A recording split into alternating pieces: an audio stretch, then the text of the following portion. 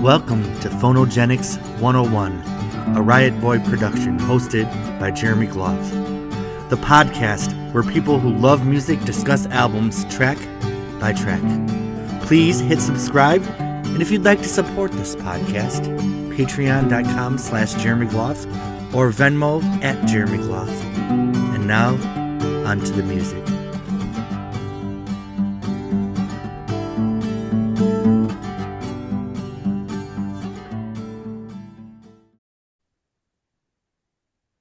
Hello, everybody. Welcome to a very special edition of Phonogenics. We have reunited, we have remixed and revisited. We are here to talk about Madonna, the stray tracks, the B-sides, the songs from compilations, some demos, and just odds and ends. Our friend Albert here, it was his idea to do this podcast. Now, my ass, I was like, oh, I'm almost done with Janet Jackson. I'm going to take the rest of the season off. You know, a girl's got to work. So Albert's like, you got to do the Madonna. So I'm like, we got to do the Madonna. So here we are tonight. This is a group that everybody knows. So we have like 8,000 songs to go through. So let's not waste our time with introductions since this is a family affair. It's a family affair.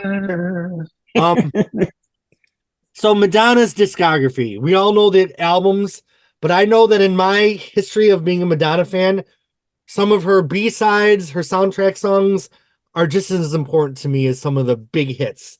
So I would say that this list of like 50 songs we have, that at least 3/4 of it are songs that are very near and dear to my heart. So Albert, when you propose this, how can I turn down a good time? Does anyone have any little things they want to say before we just dive into this crazy list that I've made? All right. Well, I have cherry-picked through my CD collection. It's time to see if I'm a true fan or not. So we are starting. If you remember the 90s, you'd go to Blockbuster Music. You would go through the bins of you'd go to your favorite artist name and see what was in there. And there are always these damn like $3.99 Madonna CDs like this one. Madonna, the early years. And then there was another one called Madonna, Give It To Me, which was kind of weird that she almost called Hard Candy Give It To Me when there was already an album out with that name. So these albums collected the songs that she did with Otto von Werher. I can't pronounce his name. But we have some classic songs like Cosmic Climb, We Are the Gods, Gods, Gods, Gods. What else is on here? Cosmic Climb.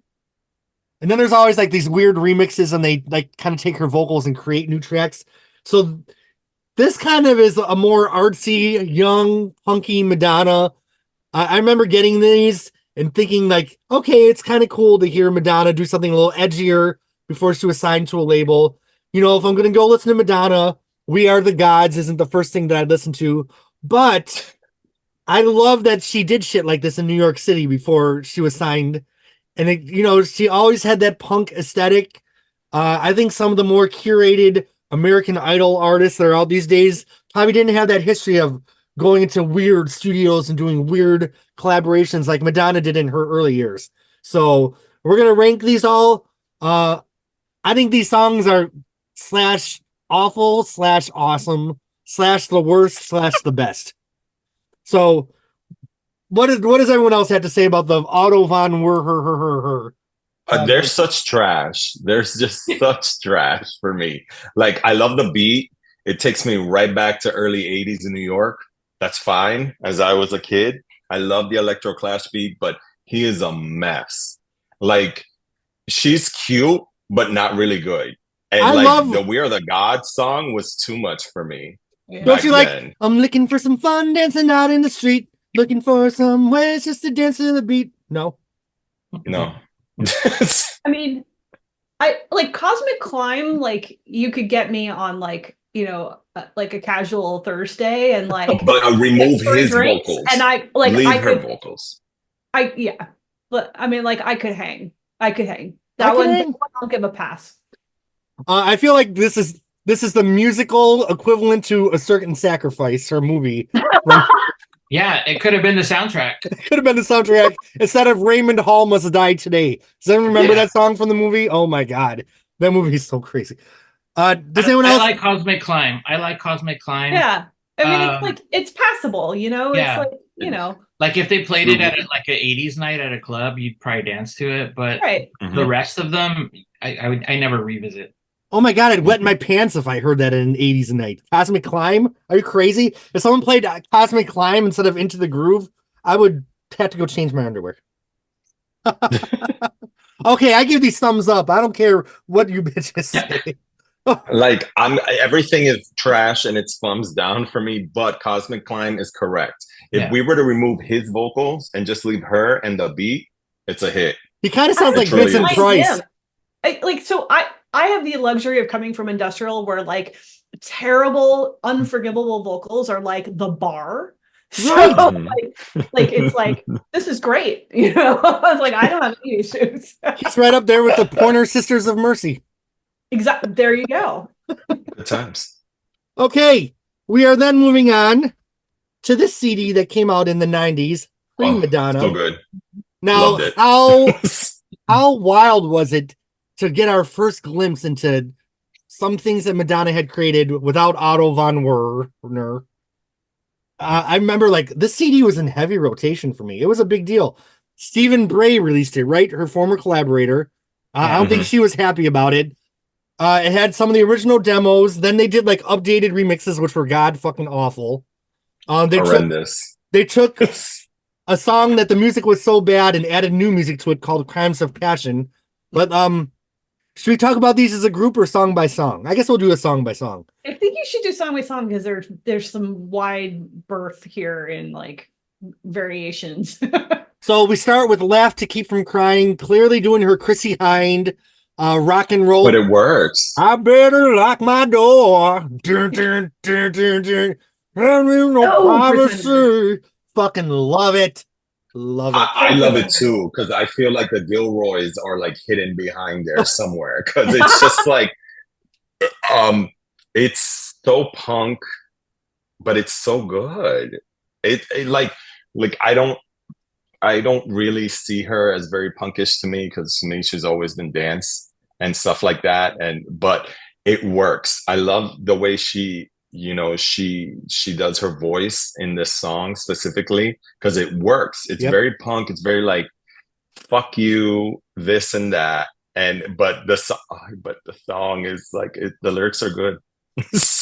So my whole take on this is like this song has never been like oh man, I can't like I it's not a song I go back to, but like I hear it and I think to myself, I wish I could watch the alternative history of her having gone this direction and kind of see like what the 2 or 3 records that would have come out of that would have been, because it would have been interesting, you know, thinking of her drive and her discipline and thank you. Sorry, my dinner arrived.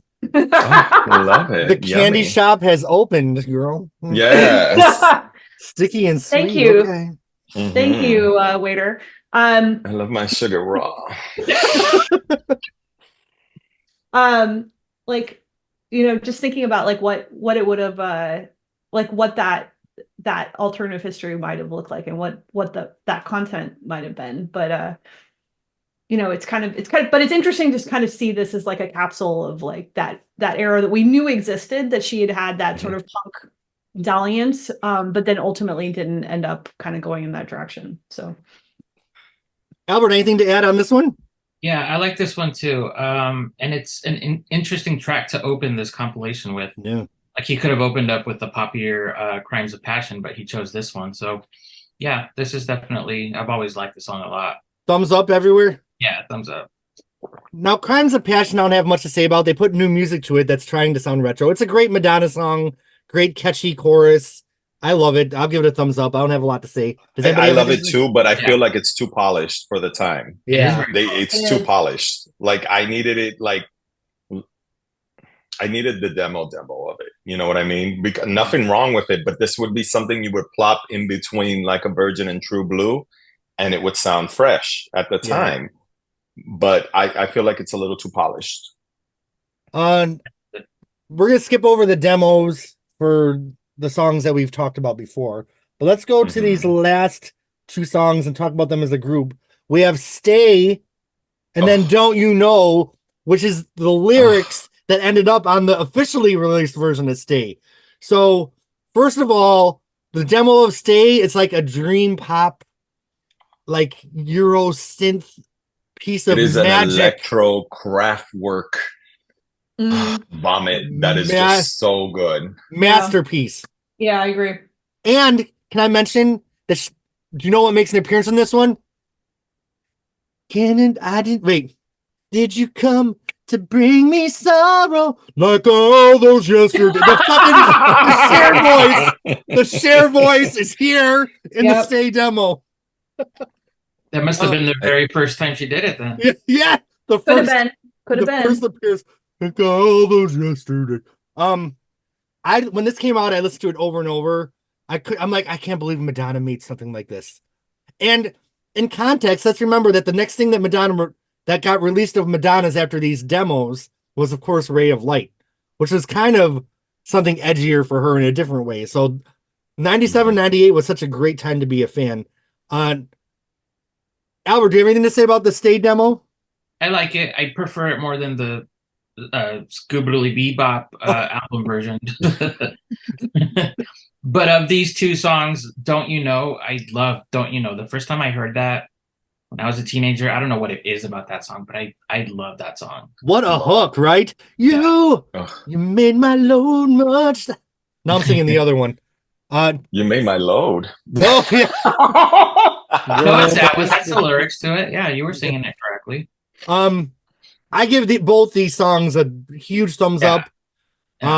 And like the original demo, not the 1981 version, but the "Ain't No Big Deal."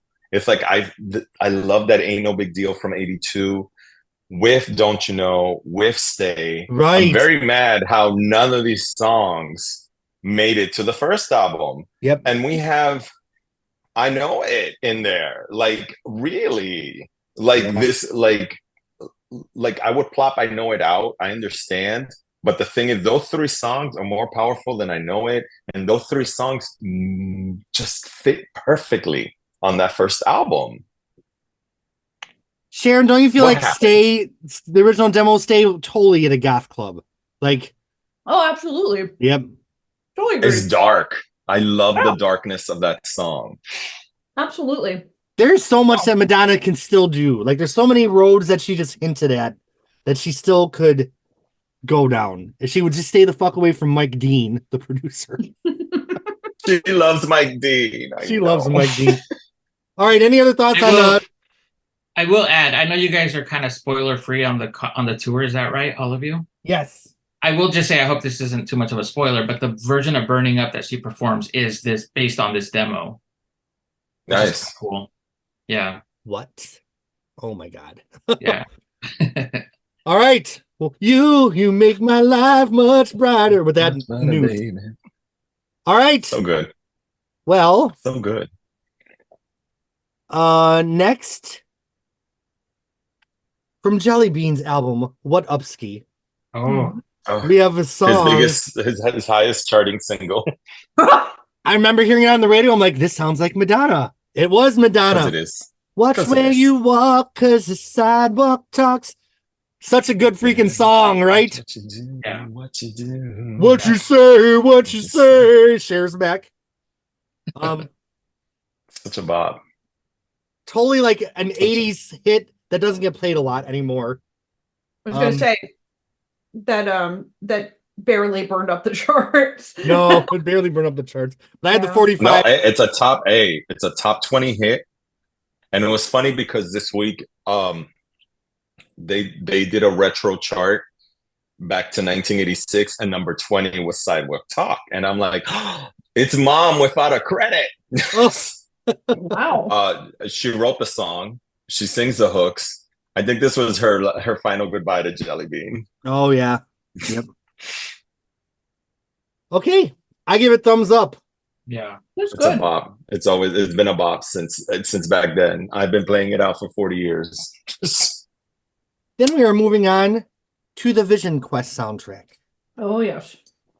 Now, of course, 100%. we all know "Crazy for You," her first big ballad that was released. Mhm. And then there was another Mhm. song that was recently released with its remixes, which I didn't own this when I was a kid, but my uncle Dave had the cassette. So I listened to Gambler over and over and over. It was such a quintessential Madonna 1984 bop for me.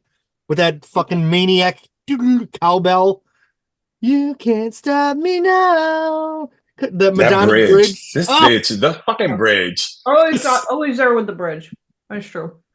Oh my goodness, this fucking bridge. And first of all, when I think of Gambler, I think of Vision Quest. And I also think of the Like a Virgin tour because oh she my God. performed it on there. With the Honey, sunglasses. her going with the tambourine, going crazy, possessed. Oh, I live for it.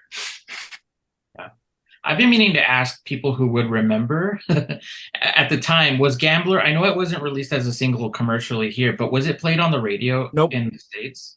Not at all. What about No, the because the video? issue back, the Was the issue back video then is played on like she was MTV? overly saturated at the time. Nope. The video. I remember the video to Gambler.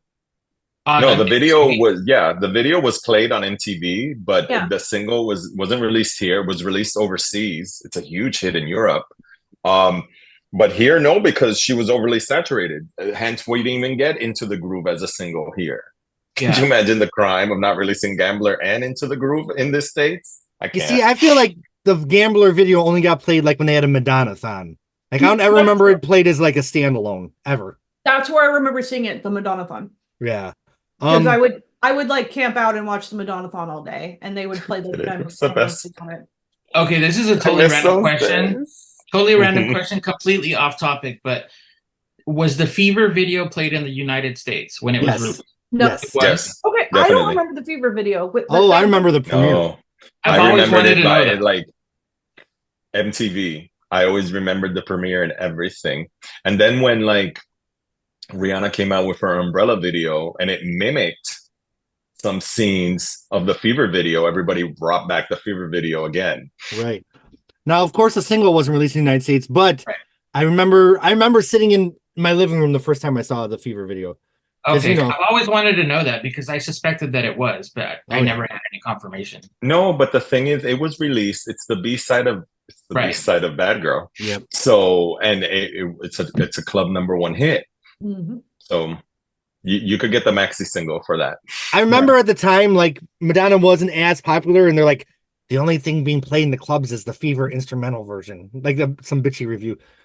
All right, do we have anything to say about "Crazy for You"? Obviously, she didn't write the song. Great ballad. I mean, She knocked USA for Africa out of #1, and that made Yeah. me very happy. She knocked Lionel out of the. Mhm. I mean, it is a sappy, saccharine ballad, but oh my God, how can we not love it? I love it. I mean, you like, see it in my curls. you see, Yeah. I I think mean- it's the greatest love song. Well, one of the greatest love songs that she's ever recorded. I mean, it's like, I mean, it like in the pantheon of like songs that she's had with great nuance and emotional depth. I wouldn't say it's like the most incredible, like nuanced song she's ever performed, but I mean, it's just good. I feel like it set the tone for I- Live to Tell to come on a year later.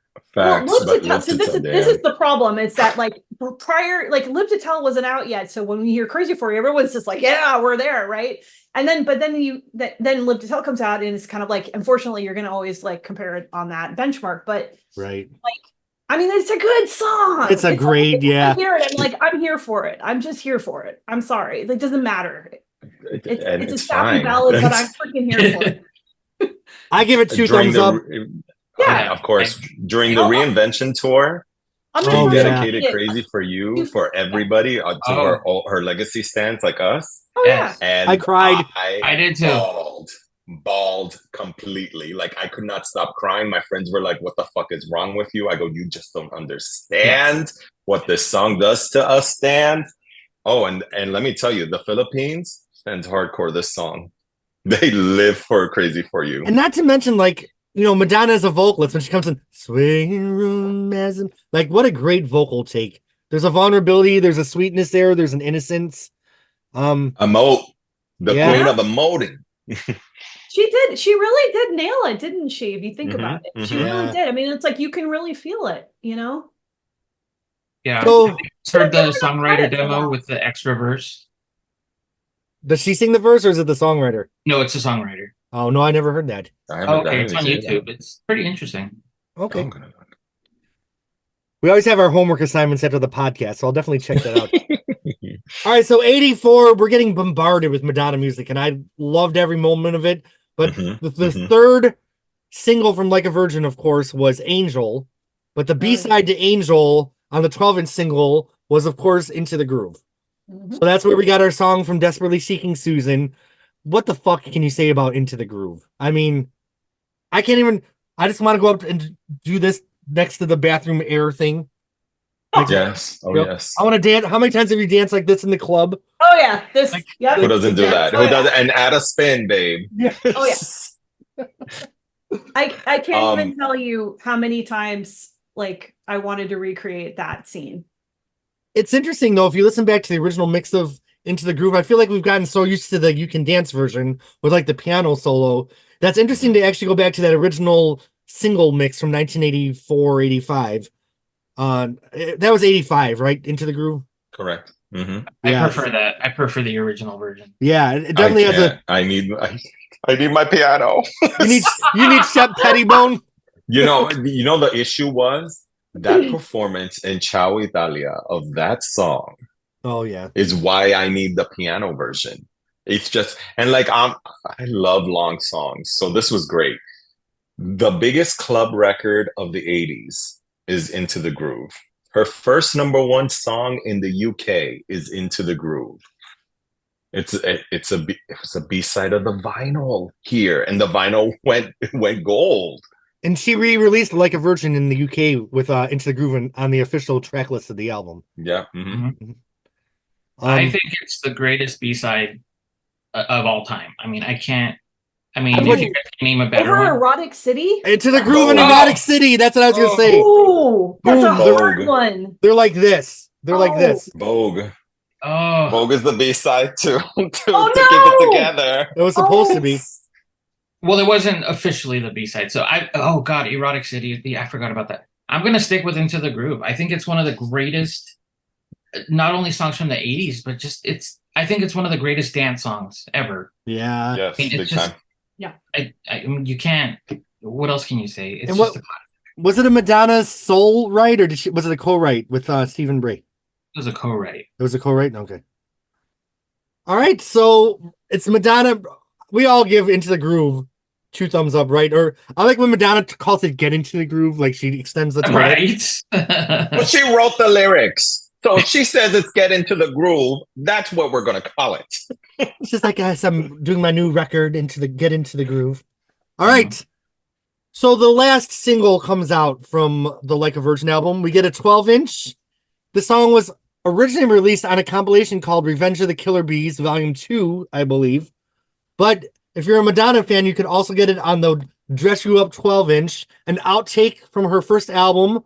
It was knocked off the track list and replaced by Holiday. The song Ain't No Big Deal. Ain't no big deal. You know what? I was so excited and hungry and thirsty for new Madonna music. I played the shit out of Ain't No Big Deal when I got this 12-inch in 1985. I think it's a B-side. I like it, but It's it's, a a B-side. B-side as it should be. I don't think it should have been on the album, I agree. but it's a good song. I like it. It's better than I know it. It's better than I know it, though. Yeah, that's why I'm like, damn. But I'm not going to say shit about Holiday because Holiday is that gosh. bitch. So I'm like, replace it with Holiday, definitely. I love the demo to this song. Isn't it also on the B-side of Papa Don't Preach? Yep. In the UK, yeah. It was actually a B-side 3 times. First on Dress You Up in Japan, and then on Papa Don't Preach in the UK, and then in True Blue in the US. Oh my God. So they were like, "You're gonna listen to this song." Yeah, exactly. It was. They're like, we need filler. We got to throw it on. We got 5 minutes. Throw it on there. Some final thoughts for you guys. Nighttime's such a thrill when I spend it with you. And I can tell you true. The Cher voice is back for Ain't No Big Deal. No big deal. Yeah. My love is for real. You got those background singers. I give it thumbs up. I love it. I don't care. I put it right there next to like Think of Me, like those kind of level Madonna tracks. Yeah. Think of Me, Pretender. I love them. They're not like the number one bops, but they're not number two either. They're like number 1.5. Yeah, I'll give you that. And the thing is, like, when you go back, when you think of Me, which is a great song, it's competing with those other iconic songs on that album. So it's like, you know, Think of Me, it you know, if it's a B-side, it's a great song. All right, we're moving on to 1987. It's the holiday season, and an album comes out called A Very Special Christmas. And we are treated to a version of Madonna, Santa Baby. She is totally in her true blue 1950s, getting ready to do the Who's That Girl. It's a holiday She is staple. in her Nikki Finn era. Yep. She's Nikki Finn AF. It's a classic. They play it all the time now. You know, Move Over They're Mariah. starting to play it now a lot. I'm like kind of happy because like I've loved it. I think her take on the like it's fucking Eartha Kitt. Okay, we're not gonna compete with a legend like Eartha Kitt, right? But she made it into her own way, and it works. I remember as a kid, I was so confused at first because Oh. I was not like familiar with the original, so I was like, "What is she doing?" That was an iconic compilation, though. There were so many good. You had Stevie Nicks doing Silent Night, the Pointer Sisters, Annie Lennox, the Eurythmics doing Winter Wonderland. Oh my God, Peter Gabriel. Yeah, no, I like my brother bought that record on vinyl. I'll never forget. It was like that. It was really cool. I remember that the record was like, it was like incredibly cool to own that record. Yep. And like that was the first time I remember the record so vividly. Like, so I was excited because of Madonna, because I was of a certain age, and my older brother was excited because of all the bands that you're supposed to be excited about, like U2, that I should have. The Pretenders are on there. I forgot that. Yeah. And I remember that I mean, God bless that record, because that was the first time I'd ever heard of Keith Haring. That was like that. Really, I mean, not that I was obviously not aware of the AIDS crisis, because how could you not be? But I actually learned a lot about the AIDS crisis through exposure to that record. So like, actually bless that record for existing, because, you know, I was fairly young, but the fact that it actually was that pervasive into pop culture, actually, I would say did a nice job of educating me at a time when I probably didn't, you know, as a kid, didn't know a lot about it. And correct me if I'm wrong, but wasn't it for the Special Olympics, but because Keith Haring did the cover, it kind of did tie in with right. No, that's what I'm talking about. Right. Yeah.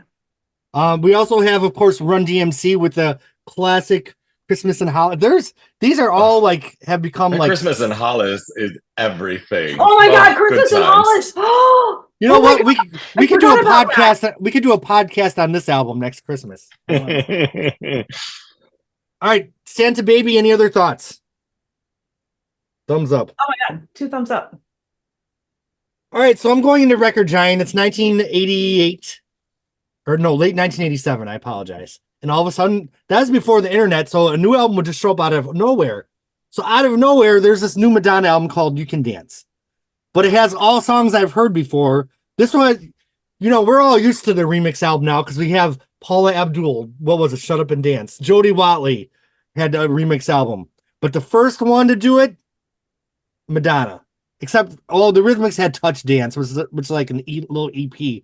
But this was a big release. The rumor was that the Warner's plant was dropping the ball on Prince's Black album, and that's why he pulled it, because they were paying so much attention to Madonna's You Can Dance. That's just the urban legend.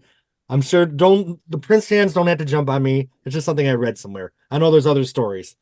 But we're treated to a new song on this album which was an outtake from the True Blue sessions called Spotlight. When this came out, I was so hungry for new Madonna. Spotlight. To this day, I love Spotlight.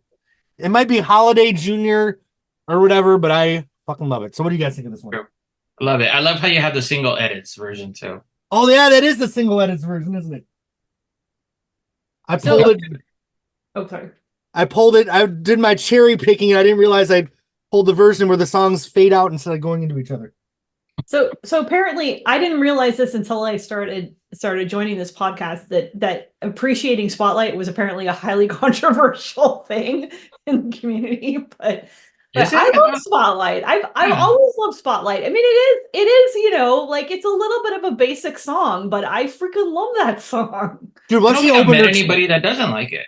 What if she opened her tour with Spotlight? No one knows you better. I mean, how do you, I mean, I'm sorry. It's just a very like, it's a frothy, effervescent song. It's just like, I don't know. I just love it. What about the fucking bridge? And I'll be right there by your side. Classic. I think it's classic Madonna songwriting. Yeah. I give it a 10 out of 10. I give Spotlight a 10 out of 10. But she didn't write it. She didn't write Spotlight? No, I think, wasn't it written by the people that wrote Holiday? Maybe.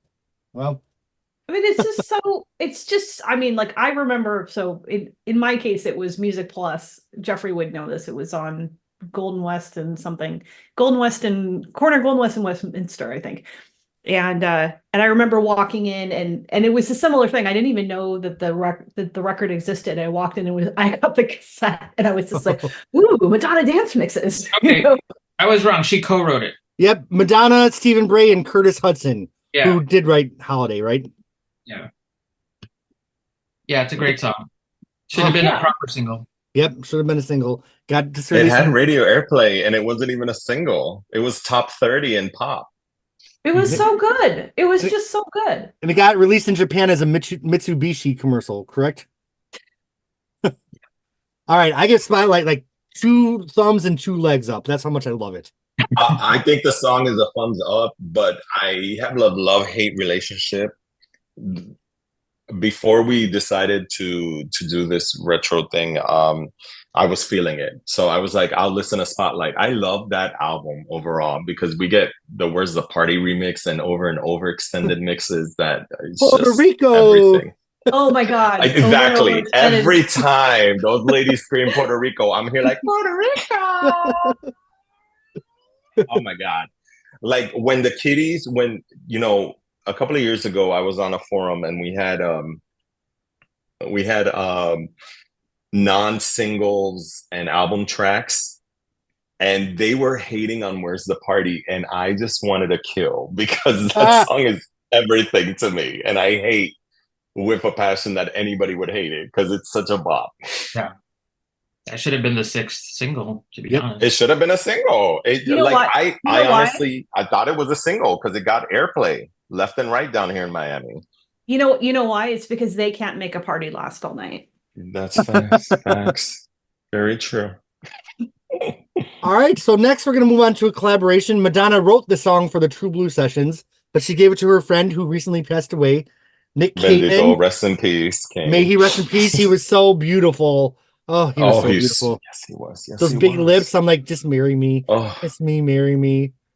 I rewatched that video today on the way home just to get myself back into it. And I'm here singing the chorus, singing the backing vocals. I mean, he had a very distinct voice. It wasn't the best voice, but it was distinct, kind of like Madonna's is. And this is such a Madonna track. Great hook. She sings the background vocals. She did another song on his second album, but I didn't like it as much, so I didn't include it in this podcast. But I love Each Time You Break My Heart. It was a huge hit in Europe, right? Yes, it was. And you guys have heard the Madonna only demo, right? Oh yes. Yeah. Mm-hmm. Oh yes. And I think it could have been a huge hit if Madonna recorded and released it.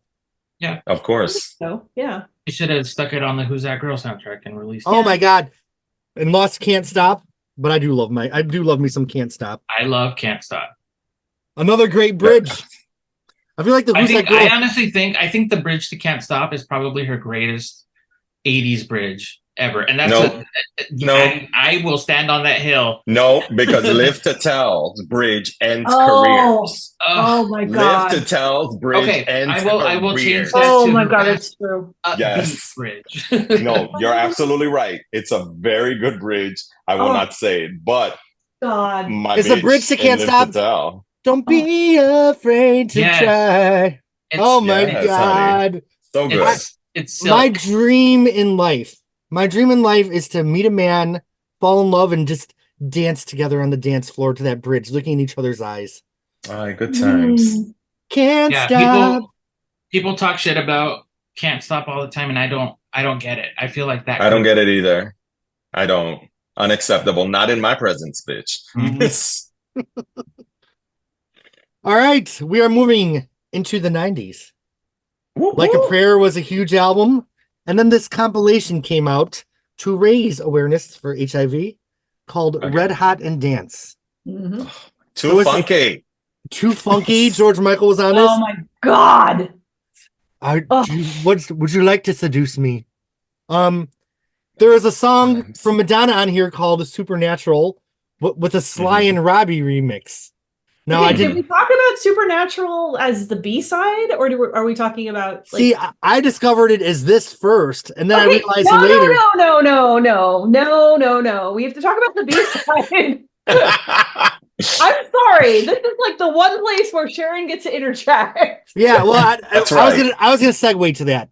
So this is the only version I knew, but then I went to Blockbuster Music in Buffalo and found the Cherish CD single. Yes. And realized that there was actually an album proper version of Supernatural. Thank you. Yep. Which I preferred over the Sly and Robbie remix. Thank you. An outtake from the Like a Prayer album. Such a weird song about having sex with a ghost. Thank you. I'm gonna take my pants off for a different kind of romance. Okay, may I interject? Take it away, Sharon. This is an important thing. This is the literal only reason why I'm on this podcast tonight. I can go ahead and leave after I finish. This is you already left us after All For You. You're not leaving after Supernatural.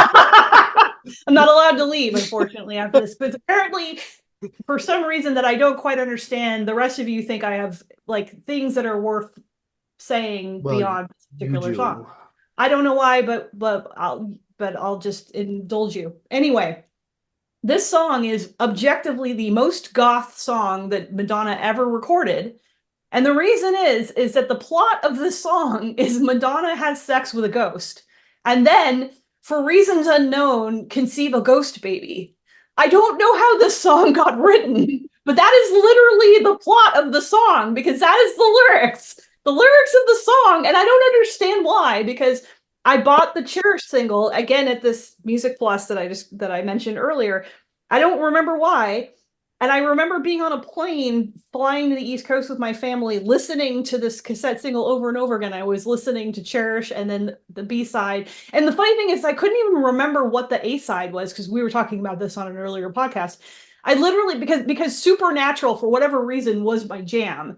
And I couldn't even remember what the A-side was. All I could remember was I kept listening to Supernatural over and over again.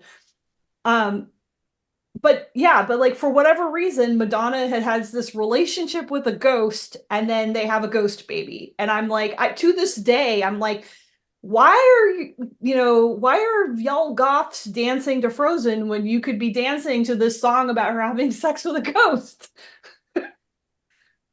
And that's a wrap, you guys. There's nothing left to say. Thank you, and I'm done. All right, thank you. It's been a great evening. I'll talk to y'all later. Now, bless their hearts. I don't want to start any shade. Bless their hearts. Donna and Nikki are just out there singing Rain to anyone that'll listen. But they really want to impress the Madonna fans. Bring out those background vocals from Supernatural Girls. They do a great job. They do a great job. They do. We don't need that version of Girls. We don't need that version of Rain anymore. Put it away. Bring out Supernatural. By the way, it's a great song. Is it not a great song? I like the synthesizer, like woo, like the ghost sounds straight out of Scooby-Doo episode. It's, I mean, like I said, it's an acquired taste. And apparently it's my taste. Now, But would you agree that the no. Sly and Robbie remix was not that good? So, like, I thought it was okay, but then when I heard the song proper, we can all agree though it did not fit on Like a Prayer. Like they made the right No. choice. I don't know why you're saying that. Like, why would you say like a prayer, which I think we can all agree is a masterpiece? I don't know why you don't think Supernatural. Or if it ended the album instead of Act of Contrition, I wouldn't be opposed to that. Okay, No. I think we can all agree Supernatural does not fit on Like a Prayer or probably any Madonna record. True. But with that said, I will die on the hill of I love Supernatural. I love it too. 2 thumbs up. All right, 2 thumbs up for me. I'm sorry. I like it, but it was a B-side as I think it should have been. Yeah. Yeah. At the most, a Japanese bonus track. But Fair enough. I will agree with both of those statements. All right, we are continuing down our journey. We are out of the coffin and into the ballroom with Jose and Lewis's Another one of my Queen's favorites. fucking motherfucking English, y'all. Another I one of my love favorites. this song so much. How could It's you so not? cunty. How could you not? what does Madonna say? What's the line she says over and over in it? Do you speak the Queen's English? Is that what she said? Yeah. What would you do if during the acoustic segment in the Celebration tour, she does an acoustic version of Queen's English? She should have done it when he was judging. He was the Vogue judger. Oh my God. Well, Yeah. he was voguing down. All she needed to do was, because this bitch nowadays in this tour is like all of a sudden she stops what she's doing and then she starts singing "This Used to Be My Playground," and I'm like, bitch, where did this come from? But I would die if she would have go into Queen's English fucking real English. quick. Now, not a chance in hell it was going to be a hit. You know what I mean? Like, No, of course not. not a chance. It was a novelty. It was a novelty house club track. Yeah, I'm surprised they made a video for it. But would you want it to be a hit? Because No. Thank you. Because like I don't want it to be a hit. I want it to be exactly what it is. Now I feel like as gay culture has gotten. Oh, now I'm opening a can of worms here, but just give me a minute. Do. I feel like as gay culture has evolved and gotten more open, there's such an emphasis on gay men wanting to be like I feel like there's a lot of anti-femme sentiment out there. And I love on this, on the song, like they're femme as fuck, like Jose, like they're like Lewis, and I miss being gay in the parts of being gay in the 90s. I will just say that. X. Before everyone wanted to act like the jocks that were beating us up. Before the mask for mask girls. Yeah, I know, like, I come from the generation that spoke the Queen's English. Thank you very much. That's right. Albert, do you have any thoughts on Queen's English? Yeah, this is not my favorite, but I thought it was very cool of her that she helped out her dancers on their club track. But there is a remix of it that I prefer over the original, and I think it's called the Momo's in the House dub or something like that. I prefer that version. But it's okay. I give it a mid, turning up a little bit.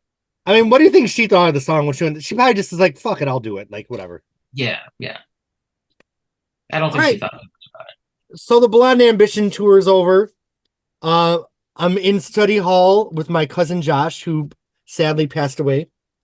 A little plug, I wrote a song about him on my most recent album, Josh Todd and Me. But he's like, oh, Madonna has a new song out and she's such a slut. That song, my friends, is Justify My Love. Yes. From the Immaculate Collection. She's talking, she's releasing the video VHS single, she's on Nightline. Lenny Kravitz is singing vocals. You have fucking Ingrid, whatever, from Graffiti Bridge on there, right? Like, there's so many things going on here. We also have a remix on the CD single called The Beast Within, which is almost a song in itself, which is like in every tour. She does an interlude of The Beast Within. An iconic song that really marked the next detour that Madonna would go into. Mm-hmm. What do you all think of Justify My Love? That remix to Justify My Love performed at the girly show. Oh yeah. Everything. Justify, baby. Justify, baby. Justify my love, my love. I dripped in Dolce and Gabbana. Yes, bitch. That's my mom. I was all like I always said, it was weird because it was spoken word, but because I had been raised by my actual mother, loving Diana Ross. So I was like, well, if Diana Ross was speaking in Ain't No Mountain High Enough, maybe this works. True. And it did. I was so shocked. Number one hit. Because right? I didn't care. Like it was overly, the video's been banned. Like this was the beginning of the hate train for Madonna because it was like, she's a fucking slut. She's nasty. She's gonna get AIDS. She's gonna do this. She's gonna do that. And it's like, I don't see anything wrong. I like her. We have the album cover with the collagen lip implants, an iconic. Yes, honey. Look at that. And she did other photos on the same day that are a lot softer. So it's interesting to put them side by side. Yeah. What do you guys think of the Beast? The Beast Within remix used a sample that would be later used on Erotica. That I love that she you heard the Beast Within in 1990, and that was the end of that. Once again, the reinvention tour comes along. Oh yeah. And she has, oh my God, that interlude. The W magazine shoot, right? Oh yeah. Yes, yeah. that too. Oh my God, everything. Yeah, I was at opening night for the reinvention tour, and I have to tell you that intro at the time was, I'll never forget it. Like the booming from the sound and just the visuals and just the build up to her coming out was unbelievable. And it was my first Madonna concert ever. It was amazing. She's reading from the Book of Revelations, and she's grown to love that song because it's now in multiple tours, right?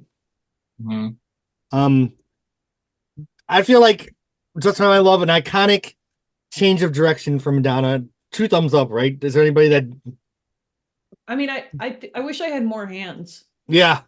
It's facts. Justify My Love is like, I don't even know. I don't even think I have enough words for it because of how ballsy it was at the time. Yep. And not just how ballsy it was at the time, given all of the blowback she had already been put through at that point, for her to go out with that song, how incredibly beautiful the video is, unabashedly sexual. She looks so good. The song is so good. Yeah. And she's kissing another female in the video, which was very taboo at the time. Yeah. Can we talk about how mom was serving ass in this video? She was in her panties serving ass. And Tony Ward still remains one of the best looking fucks. I was gonna say Tony Ward's still to this day one of the most beautiful men of all time. Oh my God. Isn't he very MAGA now? I think he's very MAGA, but we'll still look at him naked. Like we're not evaluating his political and we're not talking Tony Ward 2024, right? We're talking Tony Ward. This is Tony Ward in the 90s. Yeah. He was sexy, man. That video. I remember when Beth Ditto tried to, with her I Wrote the Book, she kind of wanted to go for Justify My Love aesthetic. So it's an iconic video, but I feel like kind of leave it alone. We don't need, I just want to see Madonna walking down that hallway. Yeah. And I can't. She was like, I live because the ending of the video, she done left Tony Ward. She is losing it as she reminisces on the shit she did to this man. Yeah. And she's like, oh shit, the black and white, that platinum hair, that trench coat. She's like, oh girl, I've been fucked so many times.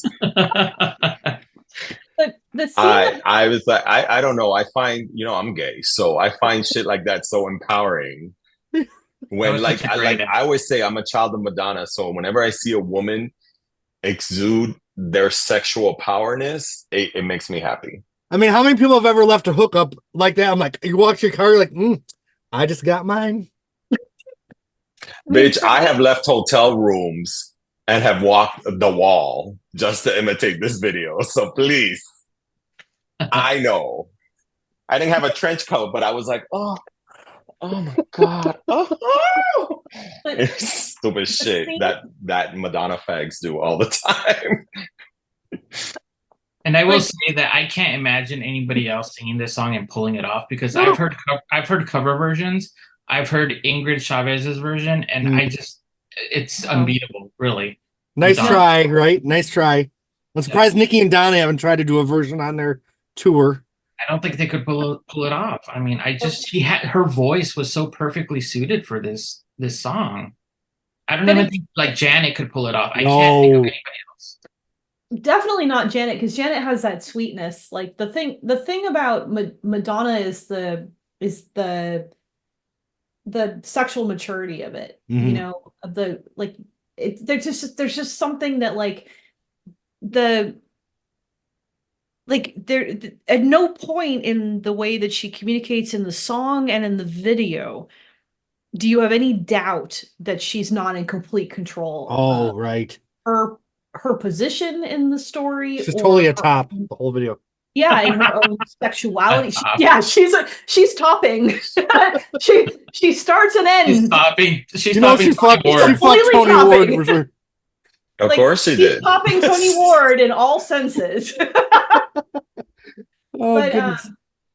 like the scene that always just like burns in my mind from the time I was 14 years old is like her on the wall, and she like in the trench coat, and she like goes down, and then like you see her legs with the fishnets. The garter Oh, belt. yeah. Oh my Oh God. my God. Like to And me, I said mom was serving ass in that she was video. serving I was- so 'cause to me that was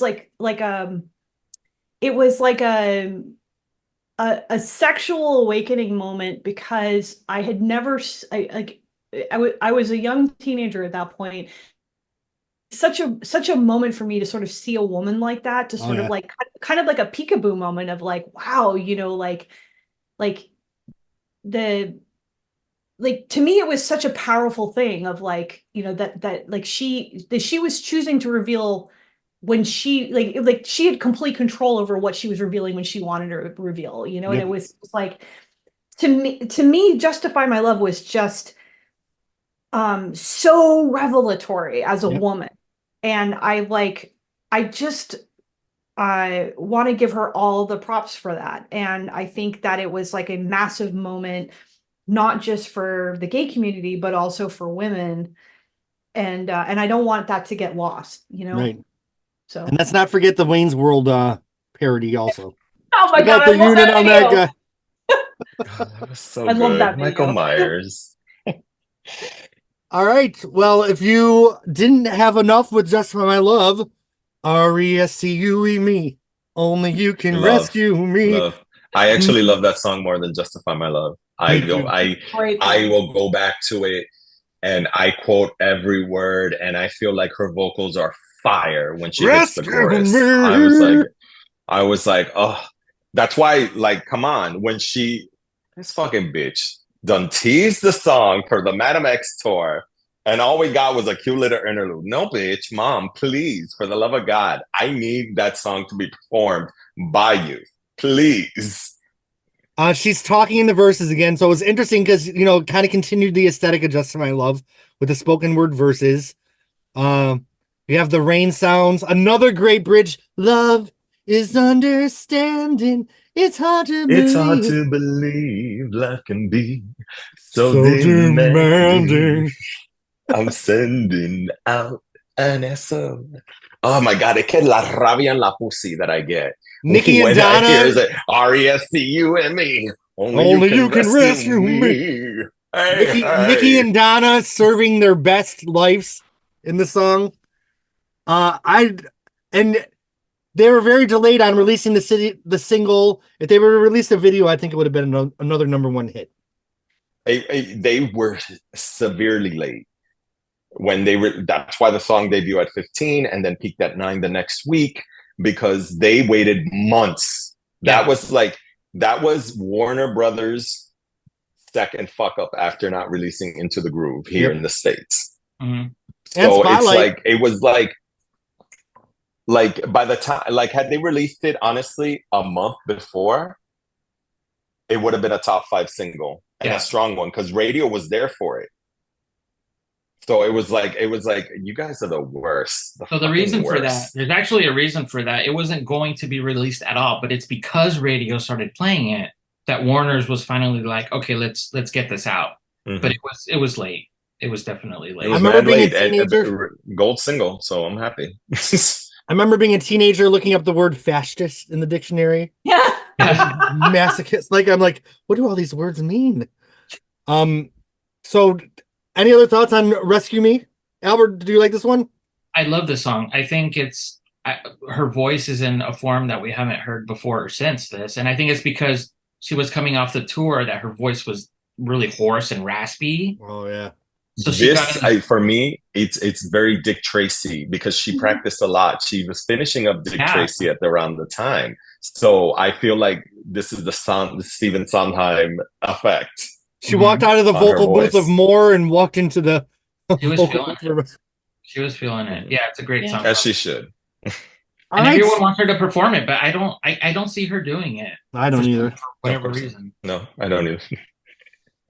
All right, so some might say that was the end of Madonna's Imperial phase with the Immaculate Collection.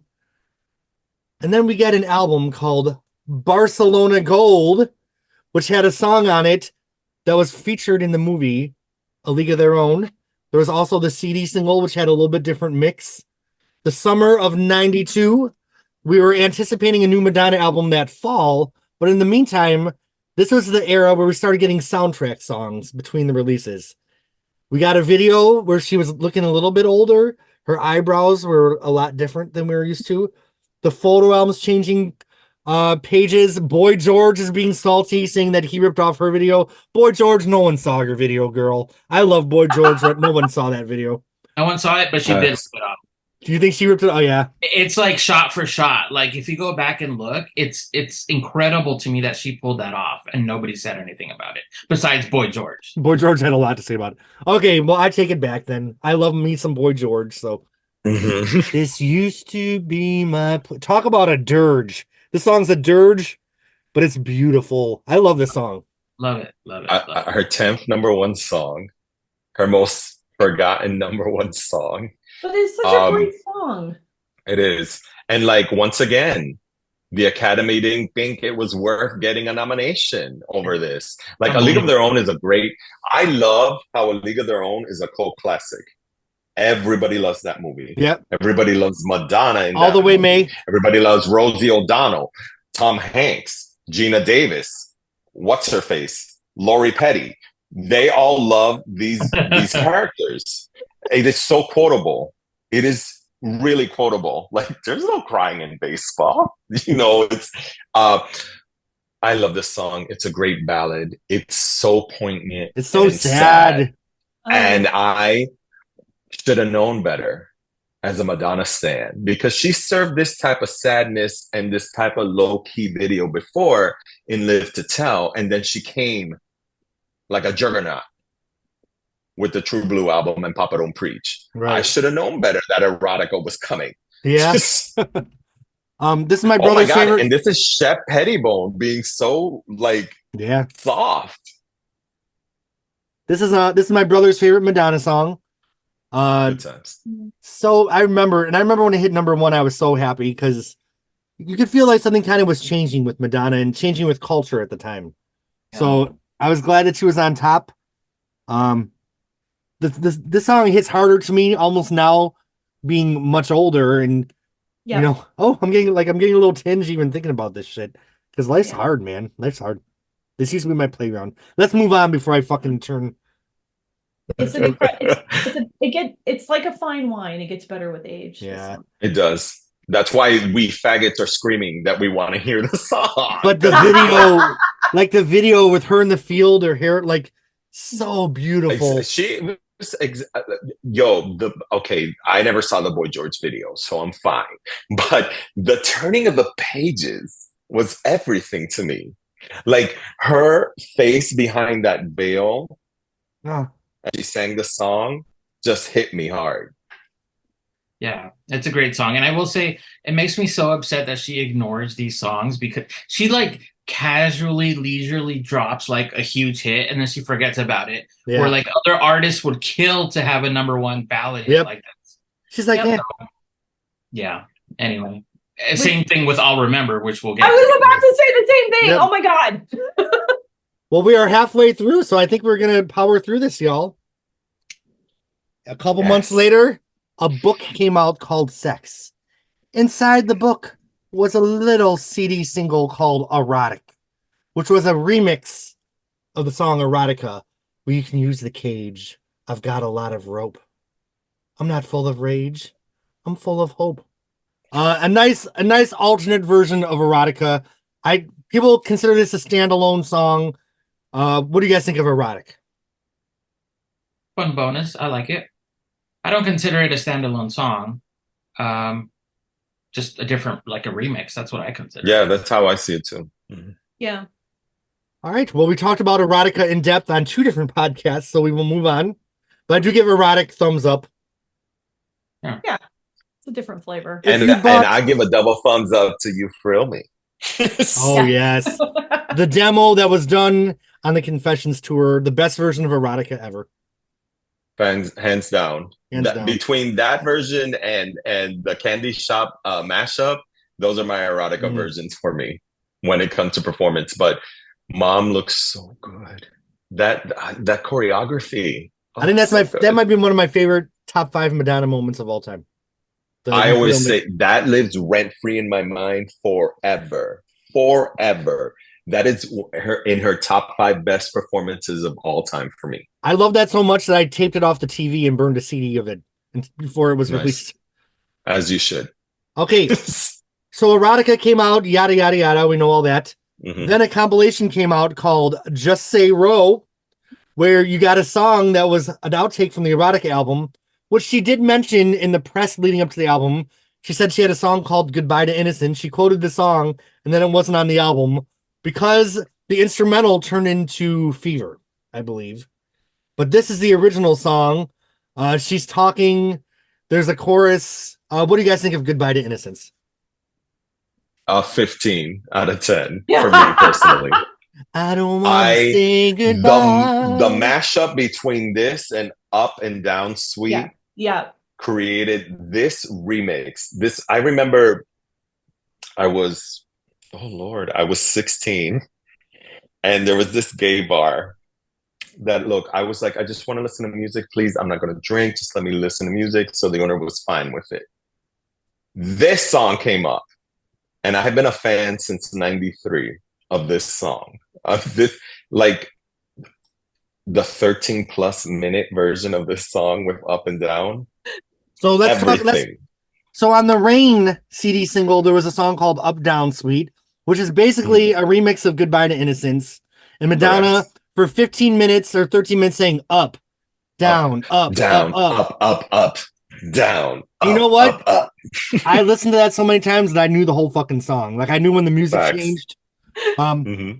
Yeah, Donna and Nikki once again singing on the Goodbye to Innocence. Who the up down, like why, who, what, when, where, why did that come from? But it's amazing. What if she opened a tour with the Up Down Suite as like a video in like interlude, and you just heard up, down, up. I'm already losing it to begin with because she's fucking released it to streaming. Like, oh my God, out of all the songs, you decided to release this one, which I'm not going to complain, but that's why it gives me hope that she's going to release other shit. Albert, any thoughts on Up Down Sweet or Goodbye to Innocence? It's great. I mean, what else can you say? You guys have summed it up. And she wouldn't open a tour with it, but there's a clip of it in the celebration tour. No. Of Up Down Sweet. No. Oh, Sharon, buy your ticket and just come with us. Yep. Oh my gosh. It leads into Vogue. It's what? Epic. Oh, of course it would. Of course it would. My God. Are you kidding me? No. Oh my God. Totally in there. I'll be back, you guys. Wait, when is the Tampa show? April 4th. Oh. Please. Oh gosh. Do I really need to buy my friend? Right? It'll be me and Jeremy in the corner just bawling and crying for the whole Listen, in this lot, me, you, Riotron, Jeff X, Steven Phoenix. So many people from the podcast are going to be there. Yeah, exactly. All right. We'll take this offline. Yeah. If a ticket opens up, I will let you know. The Up Down Suite, fucking 1992, 1993 house, quintessential. Classic, the classic early 90s house. Early 90s house. I mean, can we say maybe Shep Pettibone's masterpiece right there, the Up Down Suite? Yeah. It would still be Vogue, but yes. All right, so much like Madonna had a soundtrack song between Immaculate Collection and Erotica, she did the same thing between Erotica and Bedtime Stories, and she even totally repurposed the Rain video as the I'll Remember video. So I'll Remember from the movie With Honors. I remember my friend saying, Madonna has a new song out. It's kind of like one of Cyndi Lauper's ballads. That's the first I ever heard about the song. I don't know if I think that, but it'll always live in my head.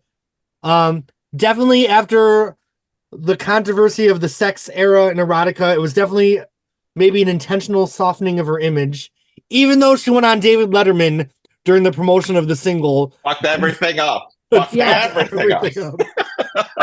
But did she really? Bloop, bloopity bloop. Yes. I'm gonna go. I love this song.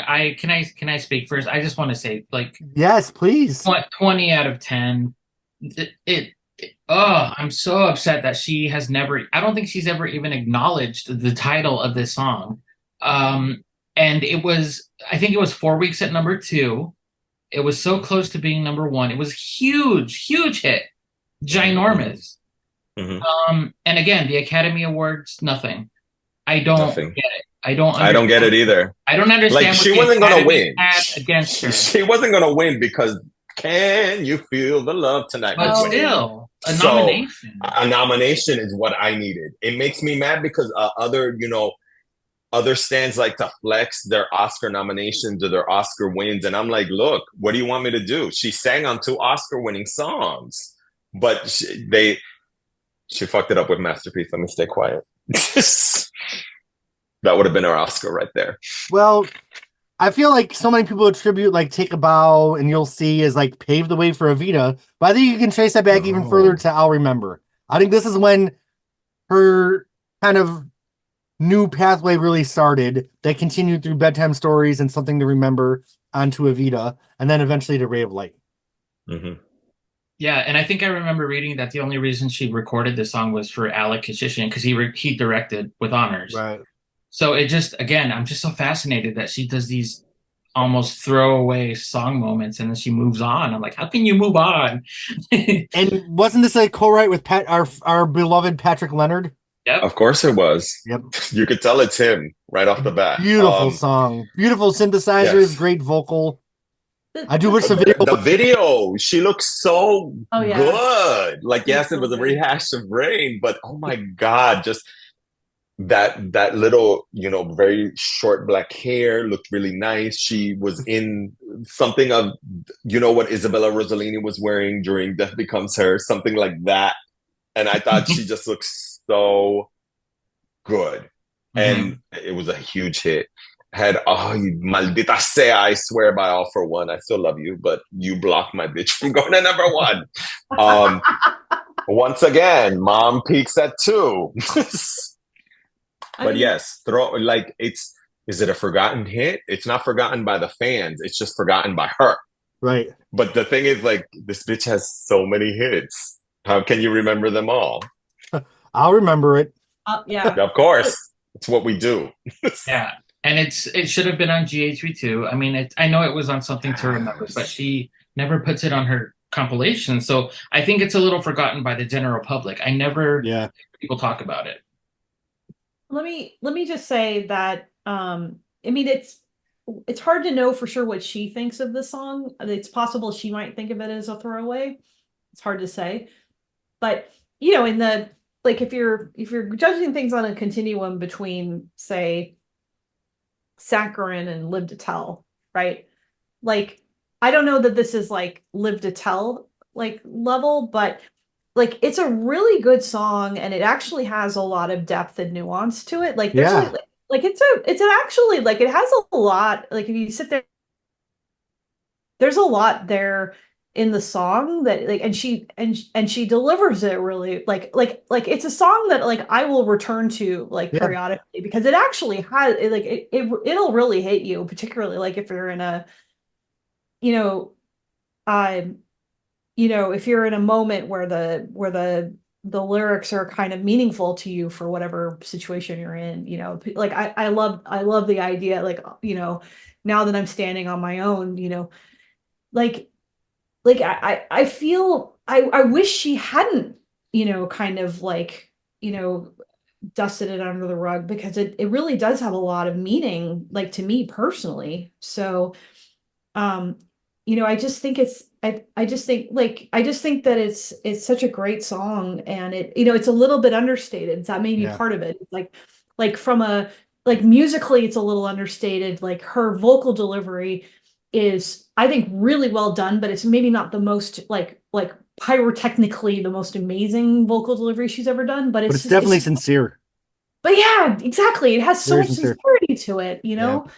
I just think it's such a great song. Oh, and that classic bridge too, the classic Patrick Leonard bridge. All right, we are moving forward. I was in Blockbuster Music and I saw this CD single, It's which someone actually cut it and put it into a jewel case, so I kept it the way I bought it. It had a song on it that was not something I'd ever heard before, called "Let Down Your Guard," rough mix edit. Um, hello, another fire track from the bedtime story session. Oh my god, a Dallas Austin production. Dallas Austin. This is the shit that this legend would do for TLC in '99.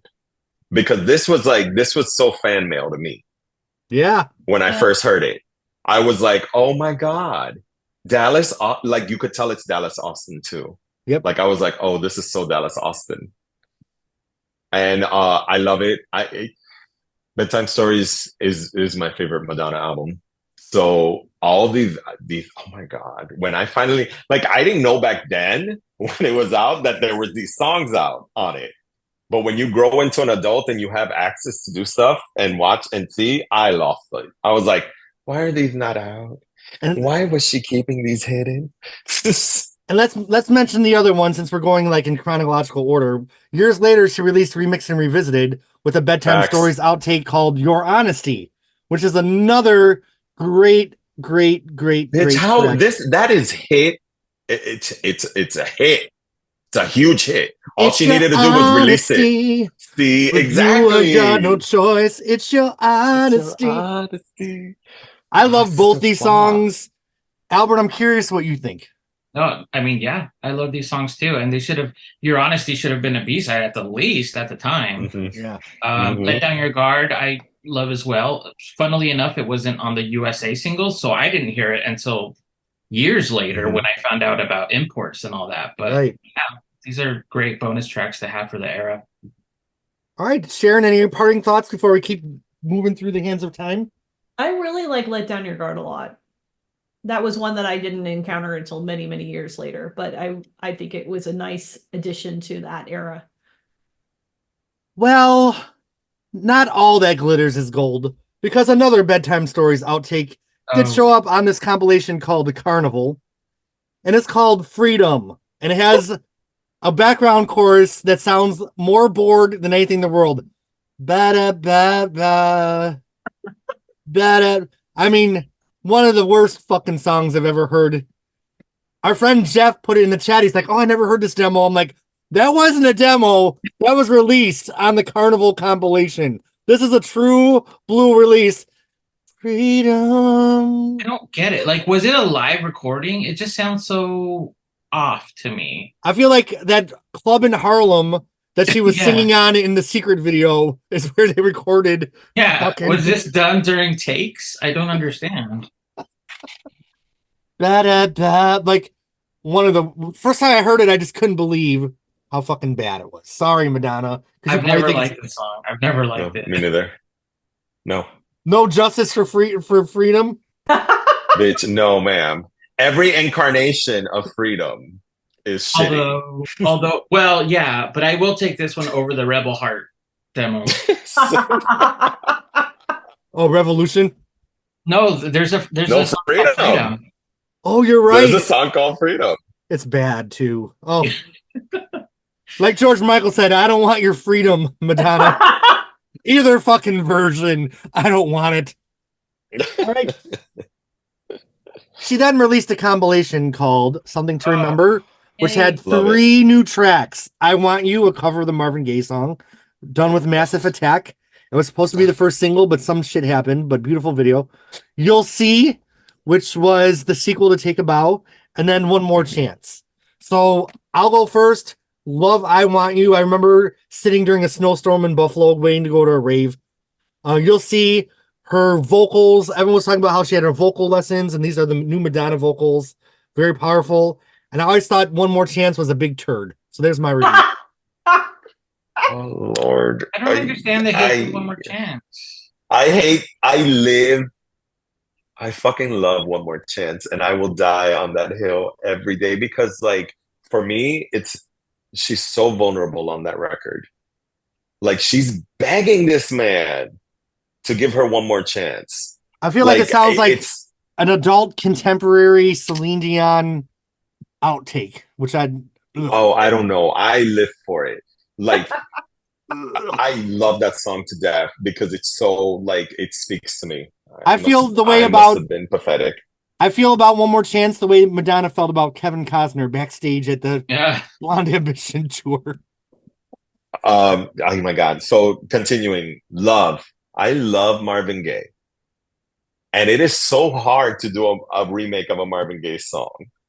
Yeah. Unless you're Gladys Knight and the Pips and you steal it. But you had to combine 2 legends in Madonna and Massive Attack and turn this classic R&B song into oh my God, it was so good. So fucking good. So good. That video, that Versace dress, she is there waiting for this phone to ring. She is looking that fuck ass bob she had. Yes. It was such a different version than the original too. Like they really took ownership and took it in a different direction. Very, very almost like Portishead, trip hoppy. Yes. Yeah. Love it. Great opening track. And You'll See. I mean, You'll See was such a great song too. One More Chance is my least favorite of the 3, but I do like it. I don't understand why so many fans hate One More Chance. But I do want to have an hour. I'll talk about it. No, but I do want to say delusional, so I don't count. I think that this is her best compilation, Something to Remember. Out of all of them, this is my favorite anyway. It definitely was a realignment at the time. You know what I mean? Like, yeah, it was very strategic, but effectively so. Yeah, the only thing I would do is maybe add the Look of Love in place of maybe Forbidden Love or something, because Forbidden Love was on the previous album, but I think it's just a great set. I just thought it was so cool that at the time I was like, oh my God, this weird song from the Dick Tracy soundtrack is now like the title of an album. You know what I mean? Like, yeah, that was weird. But awesome. Oh, it's a beautiful song though. Oh, it's a beautiful song. Well, we can't talk about the whole Evita soundtrack, but let's talk about 3 songs from it. Another Suitcase in Another Hall. You Must Love Me and Don't Cry for Me, Argentina. Yes. All fucking I can great. talk about the whole Evita soundtrack, but that's fine. So would I. Buenos Aires. I do love this. I love this soundtrack. Love it, love it, love I'd it. be surprisingly good for you is my jam on that album. Yeah. Oh my God, Another Suitcase, Another Hall is so beautiful. Oh my God. It's a great song. And a top 10 hit in Europe. The gay as fuck remix of Don't Cry for Me, Argentina in every fucking club in 97. I have discussed 96. this at length. I'm saying like if I'm sober, not so much. 3 drinks at a wedding, 3 a.m. at a bar, like I'm here for it. Like I'm here for it, and twice on Sundays. Like a top 10 hit from Madonna. Top 10 hit. And the remix was the top 10 hit. That's what I'm saying. The remix. Yeah. Like, But why didn't they put the remix on GHV2? Like Because she's stubborn. She's stubborn. it was such a weird track listing because it's that album version killed the compilation. but it's a weird remix. Like it's definitely it's definitely not for everyone. It is Avisa, it is so Latino down. Like I'm like such a proud little Latino boy, gay boy, when I hear that, because that was bumping at Twist. I mean, it was Good times. definitely like, yeah, you like your friends based on whether or not they can roll with that remix or not. Like you're with friends if they can roll with that remix or not. Jeffrey Dicker, does he roll with the "Don't Cry for Me"? Or 3 drinks in, right? I mean, probably 3 drinks in. I don't like. I think if he were here, he would claim that he could not. Oh, of course he would. But we know the that truth. would be a little We bit know of the a truth. But I think he probably would be. I think he absolutely would, like 3 drinks in. Albert, do you have any thoughts on this trio of Evita songs? I mean, her vocals sound beautiful. No, it's great. And like everybody else said, there's so many other gems on this album. High Flying Adored is one of my favorites. Rainbow High. I mean, and though she didn't win the Oscar, it associated her with another Oscar-winning song. So I'm very mad that year because she should have been nominated, hands down. It's a very good performance. First of all, the "You Must Love Me" scene. Oh God, is everything. And let's also mention that year I had never been so mad in my life because not only was I going for Mom to get a nomination, but fucking what's her face, Courtney Love, served up and down in the United States versus Larry Flint. Yeah, actually, and both of them were robbed of nominations. MTV was there because they thought both of them were going to get nominations, and none of them got it. I'm like, you know what? Like, Mom ain't that actress. I'm so sorry. She has a couple of good acting roles, but she's bad, and that's fine. But in Evita, she was on point. Yeah. Don't Cry for Me, Argentina, really, that song, as I get older, it's so poignant if you sit and you think about the lyrics. Particularly if you think about the lyrics, not just from a historical context, but also think about it from a character, So I tried freedom, it's so poignant. And then you think about her performance of it, one night for shits and giggles, I went and I watched a variety of different, performers do that song. Including Sinead actually did that song. Oh yeah, and her "Am I Not Your Girl" album. Yeah. Yep. And I it's such a profound song. And I really think performers have to bring a lot of themselves into really delivering it. And I think she really should be commended for that performance, like whether or not it was Oscar like best actress worthy, that's a question beyond us.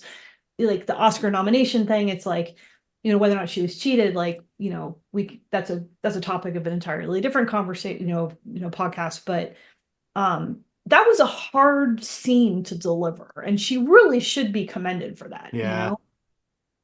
And that's a hard thing to we should really give her credit for that, because it's hard to deliver something like that when you're singing. Yeah. And when you're 6 months pregnant. Oh yes. Yeah. Oh, for sure. Now, having been 6 months pregnant, I can assure you of that. I came into the song because I'm not a fan of musicals really. I came into the song through Donna Summer's version. So yes, I was going to say Donna and Sarah Brightman are very good versions. Oh God, yes. Sarah Brightman's really good. Yeah. Donna recorded for her shelved a Rainbow album, which I love. But I think we should also mention on the podcast that "You Must Love Me" was written by Andrew Lloyd Webber specifically for the movie for Madonna. It wasn't in the original Evita, correct? It was a new track. I want to give you like a shadiness comment. Stephen Sondheim and Andrew Lloyd Webber only have Oscars because Madonna sang them. Ooh. All And right, those two are legends. Those two are legends. moving on. We finished we finished the Evita era. I will am say, in. I learned the other day that Lana Del Rey covered "You Must Love Me," but I haven't heard it yet. Oh, I bet it's great. I love Lana. I think it would be great. I love Lana. Or as my friend Ann Fearman calls her, Lana. Just to be annoying. Lana. She's like fucking Lana. Okay, I'm in Sarasota on vacation in Florida, not knowing that I'd move there a year later and never leave to Florida. I'm in the Walmart and I see the CD single for Ray of Light. And there's a song on the B side that I had never heard before called Has to Be, which was the 14th track in foreign import editions. I had to wait till I got back to New York because no one had a CD player. So I carried it all the way back to New York on the Greyhound bus and then put it in my CD player. And I love this song. It's so like the second half of Ray of Light's a lot of down tempo. This is right on there as track 14. You know what? How many years later are we now? 20, 30 something. There has to be somebody out there for me. Like, you know what I mean? There has to be. So I'm still feeling the song. Breathe in, breathe out. What do you guys think of the song? I love it. How is it not on the album? No, that's just like, how is it not here? Because this it's a perfect example of the album. Yeah. Mm-hmm. Yeah, it's an amazing song. I mean, if the album is ever reissued and expanded, I mean, it needs to be on there. Yeah. It's a great track. I know she wanted her like Lucky 13 for the track list, but I think this could have ended the album just as good as Mergirl did, in my opinion. I would say probably would have ended the album better than Girl, personally. All the bones, the ashes and decay. Yeah, I guess perhaps Has to Be might have been something better to take away. I think I prefer Mergirl because to me Really? it's kind of like this idea of death and endings. Yeah. And that last line, I'm still running today, that's some powerful shit right there. Very Yeah, it is. powerful. Yeah, but Has to Be was definitely better. It shouldn't have been wasted as just a B-side. No. Yeah. It could have fit on that track list maybe before Mergirl or you know what? I could have lost Little Star personally. I was never a huge fan. I know she loved Look, it. as long as nobody comes for my Shanti, I will kick out any song other than To Have and Not to Hold. I love Shanti. I know it's controversial. I love Shanti too, and it gets so much hate. With the cultural appropriation, I get it, but it was 1998. Shanti, Shanti. Quick votes. Phonogenics panel. Shanti. Thumbs up or down? I give it up. I kind of have a soft spot for Little Star just because of the because of the whole thing with her daughter, you know. Of course. All right, so Ray of Light was a huge hit. She did some very mediocre live performances. I'm singing very flat with Lenny Kravitz on the Grammys. Or is that the VMAs, whatever that was? The VMAs. The Latin explosion happened. Jennifer, the Total Package Lopez is huge. Ricky Martin's huge. And on his self-titled album is a duet with Madonna. Be Careful with My Heart. It's a great song. I love it. Very Ray of Light sounding. William Orbit produced, right? Mm-hmm. At that time, all these legends were singing with Spanish acts. So you had Whitney doing with Enrique, and we got Ricky Martin, and I've loved Ricky Martin since he was a member of Menudo. So I was so happy, and they sounded great. I like her singing in Spanish. Verás, you'll see lo que siente la mujer, what it feels like for a girl. I love those Spanish, and of course La Isla Bonita whenever she wants to sing in Spanish. But don't forget Spanish lesson. It a lot. I'm just kidding. No. I liked it a lot. See, I feel the Ricky Martin track to me is kind of a middle one. I didn't think it was great. Mm-hmm. I didn't think it was awful. I didn't love it. I didn't hate it. So I'm kind of in the middle. I don't like this one. I feel like it drags and it doesn't go anywhere. Like even during the bridge, it's like I don't know. I feel like nothing's really happening. But I know she was really smitten with Ricky at the time, and I think, I'm sure you guys have heard the demo from the Ray of Light sessions, which I prefer. Right. And she just dug something out and had Willie and Orbit just rework it. And I don't know, this never grabbed me. Same here. It was supposed to be a single, by the way. Like they did remixes and everything, but it was canceled. Think it would have been a hit or no? Oh God. In the I don't think clubs. so. Yeah, in the clubs. All right. Well, I remember thinking like, oh, I love Madonna Ray of Light, but she's just never going to be fun again. It's a new Serious Madonna. I'm okay with that. We're maturing. And then this happened. Haven't we met? She's doing pussy squats on the stage. She's in the car. Once again, the Academy. Why wasn't this nominated? But I agree with that statement because it's such a great song. Such a great hook. I remember the first time I heard it, I'm like, okay, there's a Madonna back, because Bedtime Stories was a pretty serious album. Erotica was pretty serious. Ray of Light was, so this kind of, like, even the fun songs like Don't Stop from Bedtime Stories, it really wasn't that fun. You know what I mean? Like, this was fun. This was fun Madonna for the first time since Hanky Panky. You know what I mean? Like, when's the last time? Yeah. But it's good. So good. Should have been, and weren't they delayed releasing the single? I feel like this could have been another. They never released a single. Right. They wanted never to released sell the a single, album. girl, because that is an import hunting. Okay, Yeah. they never released, but they wanted to sell the soundtrack. Beautiful I had to get the import with the quickness because those Calderone remixes were fire. Oh yeah, yep. They played them in all the clubs. Like, had they released a single, it would have been a top 10 hit. But radio propelled it to 19, so I was happy. They played it. She looked so hot in the video. Oh my god! We still had like she's so hot. We still had like Earth Mother Madonna, but with a little bit of fun. So it was like, and she cut her hair. It was short, and she was fresh. And it was so good. That dance she did in the video, like she really wore it out through the years. But that's the first time we saw her do the squats.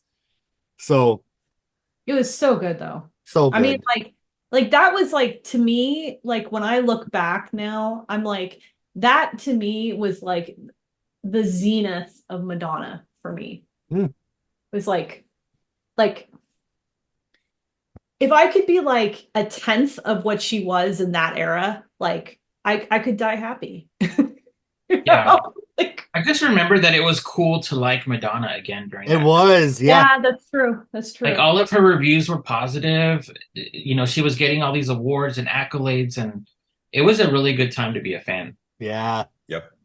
Because like she was wearing like Tom Ford for Gucci, and she looked really fucking hot. You know? Like, and the thing was, she appealed to like hot again. Like, oh, man. She appealed to the pop audience and the art kids at that time. Yeah. And like the alternative crowd. So she really like, you know, I do agree that this was the zenith for her. I mean, like I don't know if I would quite go as far as to say she appealed to the alternative crowd, but like the fact that she had like a song in the goth clubs, and the goth clubs like the fact that she was able to penetrate like that, you know, right? Like there was like the goth clubs were like, you know, they wouldn't have gone as far as to say Madonna is cool, but like it was kind of like an ironic love, you know, like it was like acceptable to, like Madonna was acceptable again because she had a goth video, you know, and then, you know, and then like suddenly she was like fresh again, I guess is like the way to put it, you know. Well, I will say, like in Tampa, which had a huge like kind of electro clash club scene, the indie club scene, like all the singles through like Beautiful Stranger, through Die Another Day, through even Hung Up were in heavy rotation, and not ironically. And I feel like she lost that kind of alternative edge when she did 4 minutes. That's when that kind of scene stopped playing her again. For sure. Like, I mean, I told you, like in San Francisco, like I had that funny story about like they did Frozen, and then I like went to the club and I was like, oh my God, well, obviously we're going to be playing music because we were playing Frozen, and I thought music was such a great single, and they were like, no, we're not playing music. Like, that's Madonna. And I was like, but you were like, you play the shit out of Frozen. Like, why would you? But you know, but like suddenly she had begun to have like, you know, a lot of like cultural relevance again. And it was like, okay, you know, like she had like suddenly like it wasn't just the music, but also like she had relevance in terms of like her influence on art. You know, like she was Right. working with like all of these top tier visual artists. You know, she was working with top tier like video producers. She was working like she was working with like top tier like music producers. Like she was really considered someone who was on like the pulse of all of these things. And I think that was one of the reasons why, like, even to the like, even like weirdly enough, I would say, you know, her marriage with Guy Ritchie was also kind of part of that too. Like she'd Yeah. married this director that was considered like this hugely influential, like up and coming director. Like, so she had that like cachet at that time that was, you know, like almost kind of like a tastemaker. So All right, so the next thing we'll discuss, she had a little collaboration with a songwriter called Joe Henry, where she sang background vocals on his song Guilty by Association. And I remember thinking it was really cool that Madonna was doing something so lo-fi and indie. I don't have a lot to say about this song, but I thought it was a cool track. What did you guys think of this one? Agreed. I like it. It's okay. Yeah. Better She than was Freedom. doing, you know, she was helping out her brother-in-law. Yep. yeah. Her vocals sounded great. She sounded good in that context. It's cool that she has a versatile voice that could work in different settings. Okay, so now we're in the 2000s. We're zooming along. Once again, we have a soundtrack song between albums. And from the soundtrack, The Next Best Thing, we have two songs. American Pie, where she took a 10 or 8 minute epic song and turned it into a perfect 3 minute pop song. By concept, it sounds like that's a terrible idea that's going to fail, but it's magical. And then she had a ballad with William Orbit called Time Stood Still, which I never liked that much, but I know other people love it. I fucking hate you. I love that song I did so not much. like that song. I'm like, how dare you? Like first of all, that should have been the focus because that's another great song that should have been nominated for an Oscar. I don't give a fuck. It is well written. It encapsulates the movie to a T. But everybody wanted to hear American Pie. I'm just like, I can't. Yeah, I love Time Stood Still. I would have been okay if they had focused on American Pie overseas and then pushed Time Stood Still in the USA. X. Yeah, that's a great song. And I like American Pie too. See, I just felt like Time Stood Still had no hook to it. It was just kind of blasé. Yeah. How dare you? But the club remixes were fired too down here in Miami. I love it. I did feel the American Pie video was one of my top 5 favorite Madonna videos because I love her kind of showing the Americana and just the beauty of everyday people in life. It was very powerful to me. I love her little butt crack and her jeans, her little tank top. I just think she's very downstated and very, very earthy and approachable in the video. And to me, that was a very powerful video. Don McLean signed off on the version and thought it was great. And people were approaching it like, oh my God, is she going to pull this off? And I felt like she did. It was a huge hit. It wasn't released as a single in the United States, but I loved it. Sorry, guys, about Time. So does someone want to say something positive? So we'll end on a positive note. American Pie, although not released, peaked at 29. So it was another club #1 hit. I like the Humpty Vision song remix to that song. So everybody's with the Calderon remix, but I think Humpty Vision, that was the one I heard on radio the most. Yeah. All right. Any other thoughts on the Next Best Thing songs? Maybe I'll revisit Time Stood Still because I honestly haven't listened to it since those days, like back in the day. So maybe I'm going to listen to One More Chance and Time Stood Still and give them another chance. I probably should have done it before the podcast, but I think the fact that I own all these fucking CDs, I've earned my worth as a fan. So, okay. Speaking of, the music single that Sharon had mentioned was huge, but on the B-side, if you didn't have enough with Shanti Shanti, you have Cyber Raga, which is Shanti. I love Cyber Raga. It's Shanti without the hook. It goes on and on and on. I don't know. I'm horrible, but I love Cyber Raga. I would play that on repeat and go for a walk with a blunt. It is so good. Yeah, I love it too. I'm kind of glad she didn't put it on the album though, because it kind of would have been like, I don't know, another one of the same. But I think it's a great B-side. Yeah, we already had another Beautiful Stranger. We didn't need another Shanti on that album. Yeah, but it's a really cool track. And when she included it on the tour, MDNA, I was shocked. Yeah. That was I cool. agree with that. So full disclosure, that's the only Madonna tour I've been on, and I completely agree. I was like, what?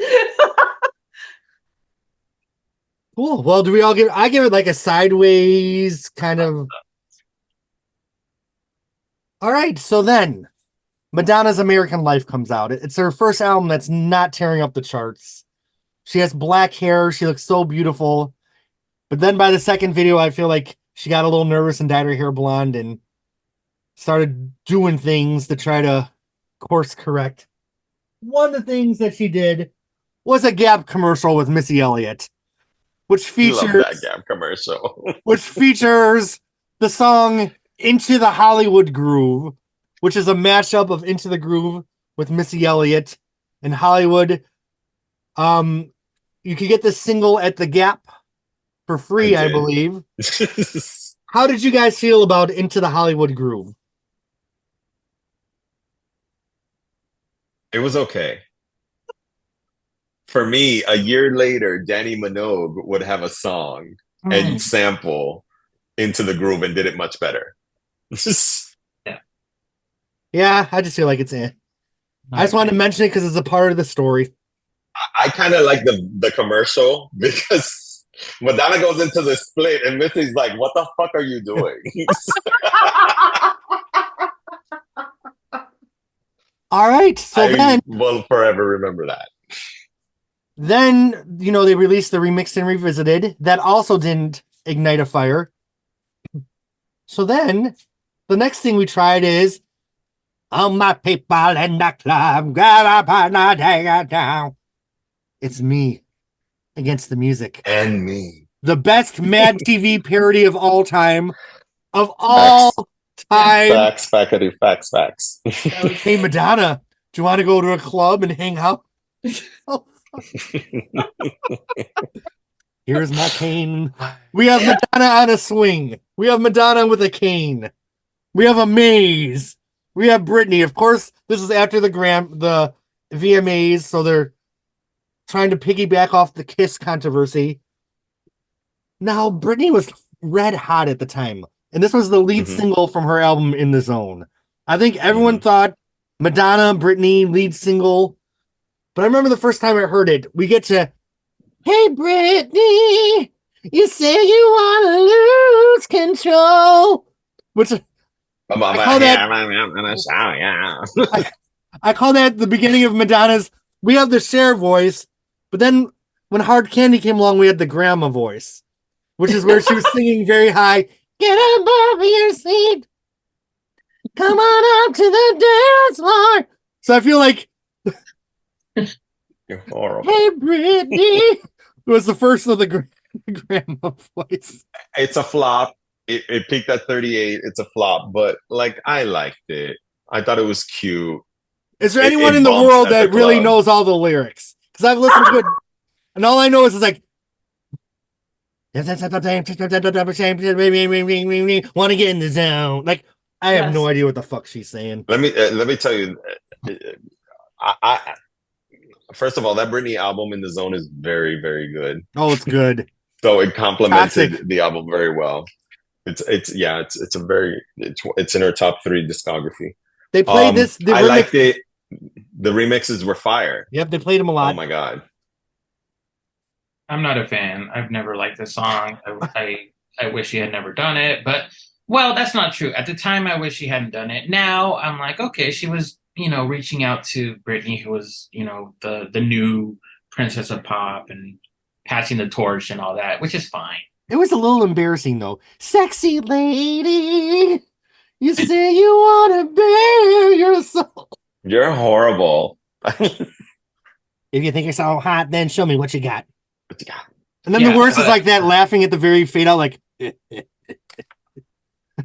I don't remember that. oh, But it was another one of her club hits, which added to her 50. So right. Yeah. that's all that matters. Facts.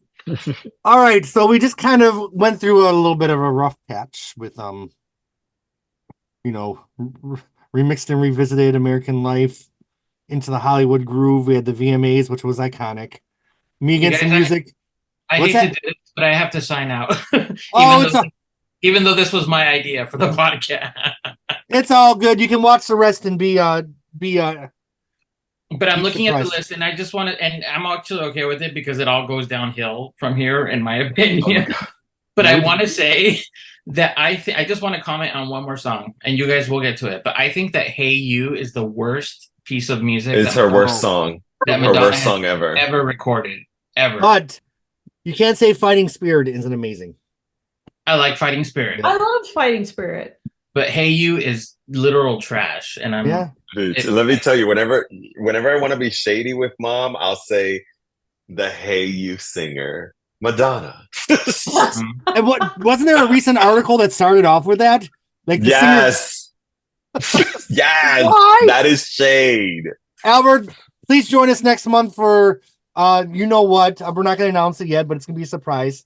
All right. Well, you guys have fun. I can't Oh. wait to see what you think about Material Girl and all that jazz. Oh yes. I feel like we only have about 10 minutes left of this podcast. There's not a lot. Exactly. 10 out of 10, no notes. All right. All right. Bye, guys. Bye. Bye. Okay.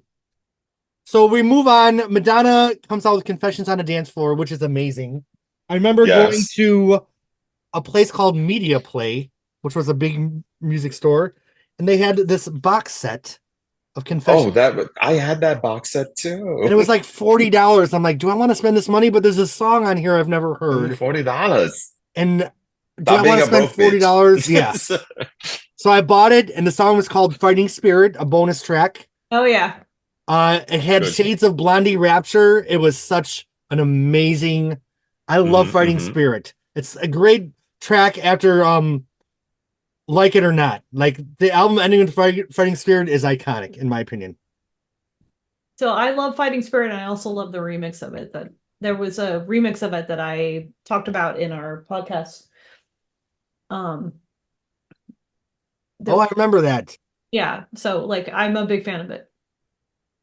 But there was another I bonus. love the demos that came out of Confession. Oh yeah. These were some very good demos. Keep the like trance. I was like, one demo was serving Georgia Moroder, another demo was serving Cerrone. I was like, this is too much. This is like classic disco. These gays don't deserve shit like this. Now let's mention the other bonus track from Confessions, Mhm. which was I think download only. Super Pop.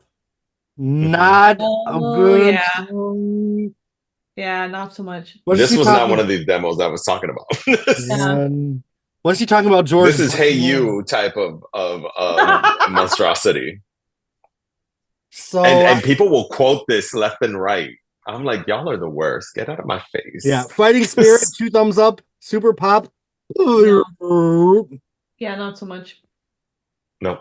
Well, then the final single from Confessions was Jump. And we got a new Good track songs. on that CD single called History, which I was so excited for a new Madonna song, but this one just never caught fire for me. Yeah. I just felt like it was kind of eh. This served for me. This was like, this is so Georgia Moroder. I was like, this served for me. I loved it. Just me. Yeah, well, okay. After History, the demos from her next album started leaking. We had a song called Candy Shop, which to me the demo sounded exactly like the final album version.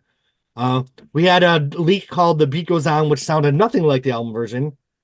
But then we had an officially released download song that I can't remember why she released it. It was tied into like Live 8 or something. But it was called Hey You. A first taste of her collaboration with Pharrell Williams. So bad. One of the worst. Hey you, don't be afraid. Then she's talking about drummers. It's just so bad. 20 So out of 10. bad. No notes. Finest moment. Okay, The worst. moving on. And it was honestly, as a fan, I wasn't loving these leaks, and I thought Hey You was so bad that it was the first time as a fan that I didn't love One More Chance. I didn't love Time Stood Still, but Hey You was like, this is bad. Like this is So bad. bad. And it's not getting better with age. Wasn't it the lyric Keep the Trance was a great demo, and weren't those some of the same lyrics that she used in Hey You? She should have stuck with the original song. All right. So then Hard Candy comes out. We've discussed that at length. Mm-hmm.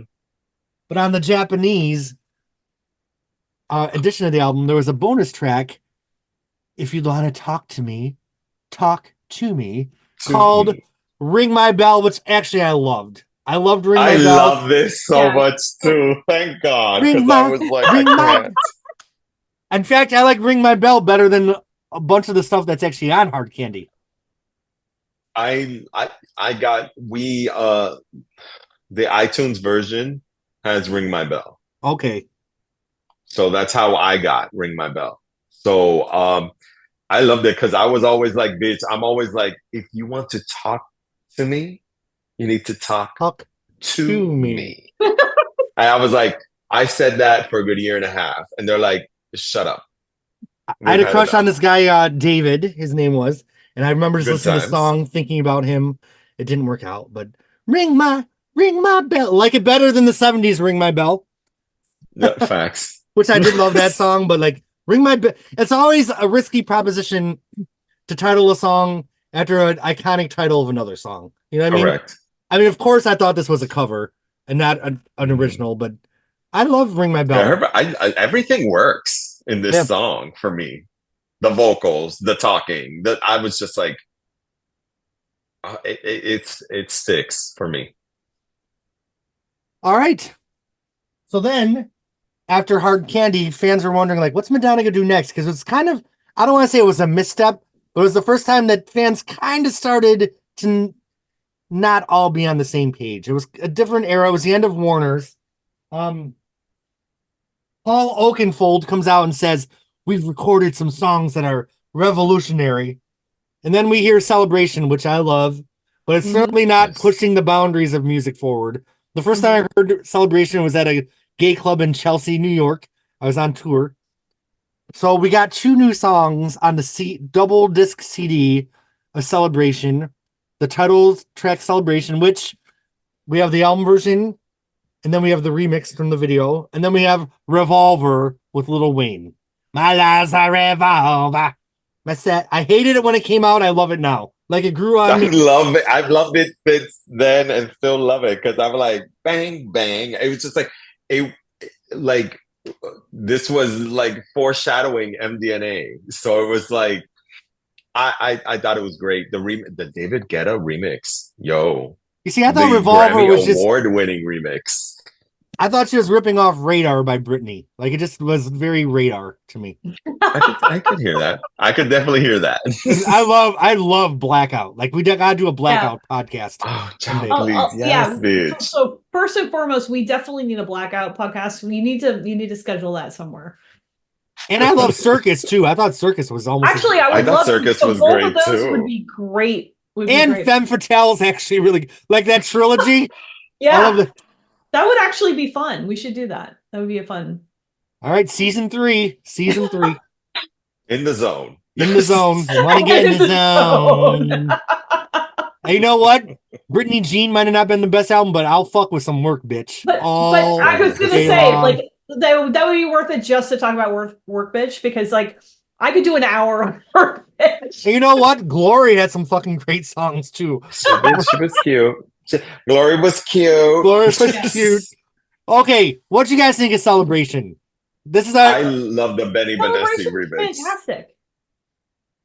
I don't recognize you with your clothes on. You know, this is kind of like her 3rd compilation or 4th, I guess, if you want to count something to remember. We have new tracks. I think we were hoping for Justify My Love, Rescue Me level new tracks. I would say it's fair to say we didn't get that, but Celebration was a great kind of culmination of Madonna up to that point. It's a song I listen to when I'm going on PTO, when I'm leaving the office, except I replace it with Oops Now, Janet Jackson, since our Janet podcast is my Nice. going to PTO song. Revolver was very divisive. Lil Wayne, the auto-tune, it really felt like she wasn't leading the way Yeah. at all. I love it. I loved it back then. I still love it now. And like, I don't know. For me, it spoke to me. She had the MDNA tour version. So much auto tune. You know what though? I'll give it a fucking thumbs up. I'll give them both thumbs up. My love's a The thing is, revolver. like, a lot of people complain about the auto tune, and like, it's weird because people use auto tune because they can't sing, and mom just uses it because she wants to fuck around with her voice. Yeah. She don't care. And we'd be haunted by that auto tune all the way through Madam X. And grills. So different versions of the album. There was a fan club release, and then there was an iTunes version, I think, where there were 2 more tracks from these sessions released.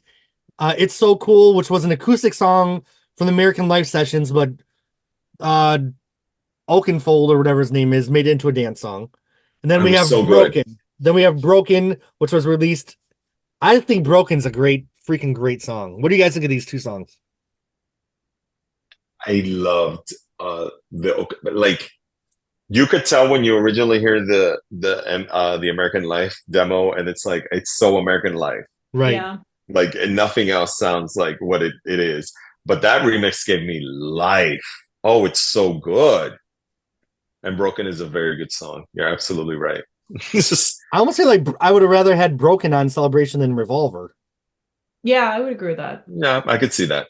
And that vinyl, because it was an Icon fan club only release, I even don't own that, and it goes for $600. So I wish I owned. I never got that one. All right. Any other thoughts before we carry on? All right. So then, Rebel Heart. Of course, we have the 8,000 different songs, 8,000 different versions. I will forever. I've never in my life have seen, like, because like we're so old, and you don't have access. We never had access to stuff like this. You know what I mean? When leaks happen. Yeah. But bitch, there was a leak every fucking week. It was my poor heart. It was a lot. I wish we would have known each other back then, because we would have been freaking out, because I loved these leaks. Like, I thought they were amazing. Yeah, so did I. And then I thought week a lot of the album versions weren't as good, but we talked about that. We have that podcast. Yeah, of course. But what we didn't talk about is the one song that truly was a bonus track, because it wasn't on any of the editions or super deluxe or super deluxe. You could only get it in France on the FNAC version, I believe. And that is a song called Auto Tune Baby. A mess. We have a baby sampled. A mess. It was a mess. But it works. You know what? I remember there's a straight guy that I did things with in my car. I remember listening to Auto Tune Baby on the way to meet him in a parking lot, and that chorus, like, like, it's such like, the verses are so grating, that sample's so grating, but the chorus brings it home, baby. I don't know. Justice for Auto Tune Baby. I could see that. But you know what? We don't also discuss Queen. Well, that was that was an outtake. Amazing song. That was an outtake that was supposed to be on the album, but then they leaked and said it was going to be on the album, and she just snatched it right back. I was like, the nerve. I thought Queen was powerful because it was the first time she was kind of admitting her age and the passing of the torch and her legacy. So I thought that would have been a very profound song. She chose to release Holy Water instead, which I love. It's fine. Oh, God. Don't get me started. Licorice, whips, and chains and sex. I cannot. Go look up our Phonogenics, because we talked about it for like 2.5 hours. But let's stick to Auto Tune Baby. I give Auto Tune Baby 2 thumbs up, even though it's a hot fucking mess. No, it's a mess. That's a negatory from me. No love for Auto Tune Baby. She's allowed. If you want more of my hot takes, just go watch the other. Please. So we are moving into the Madam X era. Oh my God. Blah. Pick me up, champagne rose. It's my game. Drink me up, champagne rose. So Madonna phones in this vocal on her iPhone. Bring You loved me it. up. 1 bottle, 2 bottles. This is the worst song ever. My friend, I guess, well, a former friend, because we don't really hang out. We haven't talked like in a year. But he had me DJ at a party, and I played it right in the middle of the set just to piss him off. Pick me up, champagne. Boy, this song is something, isn't it? With Quavo. It is a mess and a half. It's so horrible. And I'll always remember, like, of course, I have the single because I bought it. I'm not Cardi going to B. not buy Madonna. Cardi B's in it, It right? had Cardi B and Quavo. It was great because, like, I know Cardi B is a huge Madonna fan. So it was nice to have them both on a record. But it is so bad. And I'll always remember just, she was in that smoking weed era. Oh, yeah. Oh God, yes. So it was all like, and since I'm a pothead, I was like, yes, bitch. But she got real stupid with the weed. But it's horrible. It is so bad. So if anyone ever doubts how big of a Madonna fan I am, I just wanted to be on record that I own a hard copy of Champagne Rosé. Fuck you all. That's all I got to say. Fuck you all. That's all I gotta say. A mess. Pick me up, champagne. And then remember, like, months later, she did like a music video on her Instagram of it. It's like, just when we thought we escaped it, it's back. You know what? I bet she thinks it's like the best song ever still. Oh, yeah. Of course she does. Oh, yeah. I did that song with. Well, okay. We have the 3 songs from the International Deluxe Edition of Madam X. Did we talk about them on the other podcast? I can't remember. We did. Okay, so we don't have to talk about them here. But just for the hell of it. Oh, I just zoomed in very far. Just for the hell of it, it's Funana, Back It Up to the Beat, and Ciao Bella. Yep. Ciao Bella is actually really good. Yeah. The version of that version of Back It Up to the Beat. I wanted to kill her because when I heard that it was the extra, I was so excited because I love the demo version. I don't know what the fuck this was. But let's talk about the demo version because that became an official release. So that was an outtake from Rebel Heart. Rebel Heart. Pharrell, and it went viral. It went viral. I was all like, I had loved the song. Me and Jeff played it the fuck out. But it's been 8 years. I'm surprised she didn't do it on her tour. Like, that's kind of her biggest hit in a long time. I'm surprised she didn't do it on the tour at all. They waited too long to release it. Like they sleep. Like she goes viral, and it takes the team 2 months. And by the time 2 months is gone, you're not viral anymore. You're not viral. You have so to move like fast. Material Girl went viral and she sat on it until whatever, and then this again was going viral around the world, not just here in the US, around the world. It showed up in a lot of feeds that weren't like Madonna related. Like it kind of permeated pop culture. Like people were like, "This is Madonna, really?" I go, "Yes, it is. It's Madonna." Bitch. Sharon, did you like the original, the demo of Back It Up to the Beat? Yes, I actually did. It's funky. It's great. Yeah. Do you think if she had that on the original Rebel Heart, it could have been a hit? Nothing would have been a hit. Yeah. It is a strong word. Exactly. I was all like, but all I can think of. I'm talking about her Crook Rosé and her lemon drop because she loves herself a lemon drop. Oh, she sure does. Super pop mess. Super pop mess. Do you remember that clip of Tiffany drunk and like slurring? I think we're alone now. Yeah. Where she's like, "Fuck you guys, this is my hit." Okay, just had to throw that in there. She apologized. Okay. Yes, she did. Levitating, the Blessed Madonna remix with Dua Lipa.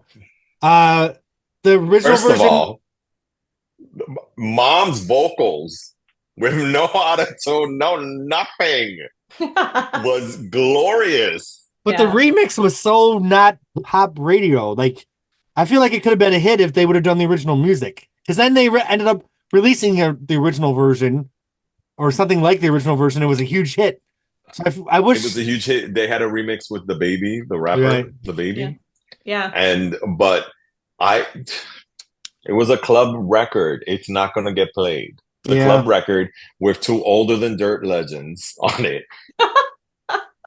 and I stand hardcore Dua Lipa. So obviously to see her with mom, and it was just like her vocals. I was all like, I have not heard these vocals in forever. Yeah. She still got it. She still got it. Like, yeah, people were like, yeah, whatever the remix, but she sounds great. So speaking of Madonna going viral, Frozen by Psychic, right? Is that who it was? Was a huge Psychic. Was a huge viral hit. Mm-hmm. So Madonna rolls around like 6 months later, starting releasing these damn remixes. Of course, exactly. We had like, how many remixes were there? I can't remember the people that she had on them because 1,800 remixes. About 1 million. It was 1 million. None of them landed with me. The original Frozen is such a sacred part of my heart that I was like, I'm just gonna pretend they didn't even happen. Like they weren't even on my original list, and someone's like, you gotta have the Frozen remixes. So I feel like they never happened, and I'm just gonna say they didn't happen. Does anyone here want to say that they happened? Because as far as I'm concerned, they didn't happen. I will say it happened because I didn't mind it. I liked the original Psychic remix to it. I thought it was very well done. I kind of like that she was experimenting, and we thought that we were going to get an album produced by him. So it was cute. Once again, you waited to the last minute, ma'am. Please, I'm Guy Osiri, girl. I'm gonna start questioning you because like you need. When shit goes viral, you need to jump on it like that. You can't wait forever and a day. Yeah. And I'm like, you're like stuff like that will open the doors to a new generation to check your music out. And you're eating shit. Who was the female rapper that she did one of the Frozens with? I kind of like that one a little bit. I forget. I don't know. I have them there because I'm stupid and I buy everything. I have to. All right. Now I want to give her a shout out. So let me look it up because I'll feel guilty. Frozen remixes Madonna. We had Madonna and Psychic. Oh, Fireboy, the remix.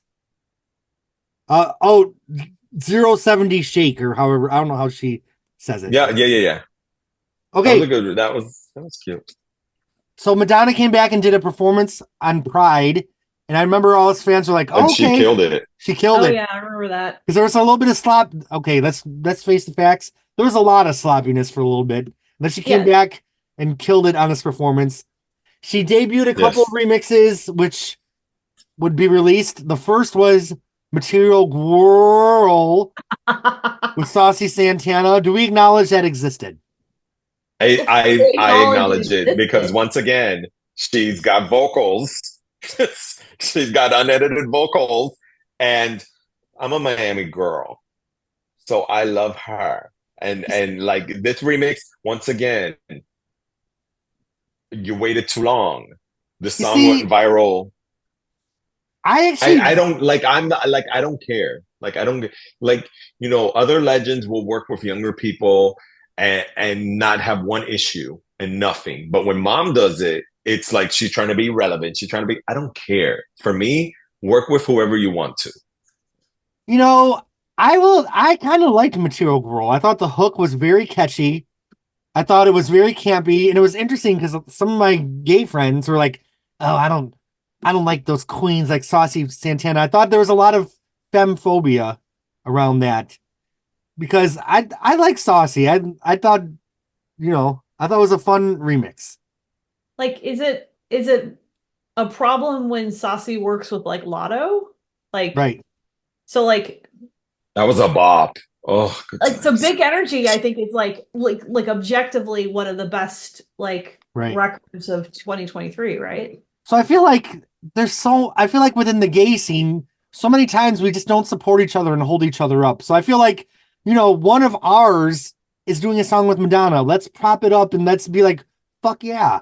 You know, it was a kind of a DIY release. It was lo-fi. I thought it was I loved Material Girl. I fucking loved it. So I will say, like, did I think it was the best collaboration she's ever done? I'm gonna go with no. Sure. But like do I respect that she I mean, I think like in the pantheon of people, like I would say I respect the fact that she is working with folks in the community. Yeah. And like Saucy has has worked with a lot of great, you know, like a lot of great, well established, you know, folks that have great reputations. And like, you know, it's not a song like that I will be honest and say it's not a song that I will go back to and listen to, because I just don't think that it has a lot of like shelf life. But like I respect the fact that she did the track. Like I respect the fact that she's still doing things and still taking risks. And I didn't even feel like, I felt like it was a whole different song than Material Girl. Other than the title, Yeah. it's not a remix. Like they have nothing in common besides the title, really. But the song, like when I heard that song with my windows down, it made me feel kind of ratchet. And I loved the way it made me feel. Like I just wanted to put on some short shorts, have my cottage cheese thought. You know what I mean? Like I love that moment of just feeling a little ratchet. And why not? Good for you. Yeah. All right. But I then think we should all feel ratchet from time to time. yes. Can we not all Yes, at please. least align that all of us should feel ratchet from time to time? Now, a few months later, I had another opportunity to feel ratchet, and I was not feeling that opportunity as much when Madonna spent 50 cents recording the video for Hung Up on Toshiba or Toshika. Tokisha. Yeah, well, Tokisha. that's fair. That is a fair assessment. One of the worst things Not ever. Toshiba. I just thought it was, I love the original Hung Up. I just, What did you all think of this one? I do want to say, and we've discussed this in our chat, that saying that it was under directed by was actually a very Pretty cool. I do appreciate it that it's under directed. I thought it was cool that a megastar of Madonna's stature was just doing these fuck around lo-fi things. It was actually kind of cool. Like even if I wasn't totally feeling it, why the fuck not? I mean, She rented the U-Haul truck and she made that video. I live. Yeah. I love it. I would talk about it all the time in the chat, and you guys were like, "What is wrong with him?" And I was like, "I like Tokisha, so I thought it was great." Is she from Dominican Republic? She is. Yep. And she's kind of cool. She's a lesbian identified rapper, correct? Mm-hmm. So yeah, Yes. I thought, again, Madonna doesn't just talk the talk, she walks the walk. She's actually working, and I don't want to say she's giving a platform to these artists because I don't think they need Madonna, but she's willing to share her space with them and share a studio with them and share moments with them. And I think that's cool, man. I think it's cool. I mean, it's a weird thing because, I mean, I appreciate that she's still kind of just doing whatever the fuck she wants. Right. And like she is who she is. Like she can do whatever the fuck she wants. It's like there's an element of it that is, who are we to kind of be like, you shouldn't do that? It's like she's Madonna, like she's not violating the Geneva Convention. So like why do we care if she's putting out a great song or a mediocre song? It's like, great, go put out your song. Like this is not like there's no reason to write a novel about why it's a exceptional song or a mediocre song. Just go put out a song. You're Madonna. It's great. Have fun. You know, it's really not that serious. She's Madonna, you know? I will say that this whole era kind of didn't speak to me at all. Like the whole lot of it. But I don't hate it. I feel like, it was like some of these older stands and some of the, like Hung Up is iconic. It truly is. Like there's nothing we can take away from it. But a lot of people were like gatekeeping for me. I Oh was yeah. like, it's her song. If she wants to remix it, what's the worst thing you could say? That you hate it, you suck, but you're out here like getting so offended that she changed the way the song goes. I'm like, it's her song. You Plus, I don't like thought it, that's fine. Say you don't like it, but damn, you're like, how could she mess with the Holy Grail? And I was like, I can't. I thought her performance at Pride was very nice. The way she shared the stage with people, and like Mhm, when Saucy was doing their solo, Madonna stood to mhm. the side and was truly supportive. I felt like, and I thought it was great. Sharon, I didn't mean to interrupt you. Yeah, no, I didn't mean to interrupt you either. I mean, like, I understand all the emotions from all sides because I feel the same way that I imagine other people feel about, Confessions, right? Like to me, Confessions is a sacred record, Yeah, right? Like Mhm, I feel like mhm. Confessions is such an amazing like reflection of like I just think it was such a culmination of so many things for her yep, that to see her then kind of get to where we are now. I'm going to be real with you folks for a second. Like to see her kind of deconstruct it where we are now and kind of like from my perspective kind of like desecrate it a little bit. Like it's emotional for me. Like I will be honest, like I'm just kind of like why you got to do that, right? Like that's my own personal, but like that's my own personal perspective. But like on the other side, it's like it's her career, her music, her identity, her creativity. It's like whatever she like she gets to make those calls. So like, and it's not ultimately it's not up to me, and it's also ultimately up to the fans to decide like what they like and what they don't right, like, what they respond to, what they don't respond to. And it's like it's not up to me. Like I can like things or not like things, but I don't get to make a I don't get to make the decision for everyone else like what they can appreciate or don't appreciate. So it's like it's fine if I don't want to like if I want to hold her a higher bar or not, that's my decision. But it right. doesn't, I don't have a right to say for other people, like, no, she doesn't, she can't, lower the bar, like whatever, like it's her career. Like she God, gets, though, And, it's almost like and during this era, the bar was in hell. the bar was in hell. I feel like it's almost like if Van Gogh followed up A Starry Night with like some coloring book bullshit They cut off his version of it other like ear. 20 years later. but he gets to make that call, But he gets to make the call. Exactly. And we also get to make the call that we think it kind of sucks, right? So Yeah, but everybody that's gets, okay. yep, it's all good. Mhm, Yeah. mhm. But I hope Madonna makes something again that speaks to me on that level that I put her at. So I will support this era, but not love it. Mhm, Or maybe not even mhm, like it. Maybe even think it mhm. sucks. We still have two things to Yes. go through. Then we did it all. Um, Yay. Speaking of the bar being low, we find out that Madonna's in the studio with Sam Smith. Oh, Now everyone's going. The hardcore fans are like, "Oh, she's serving cunt. She's being so fair." Now, it was cute the first time I heard it, but talk about no shelf life.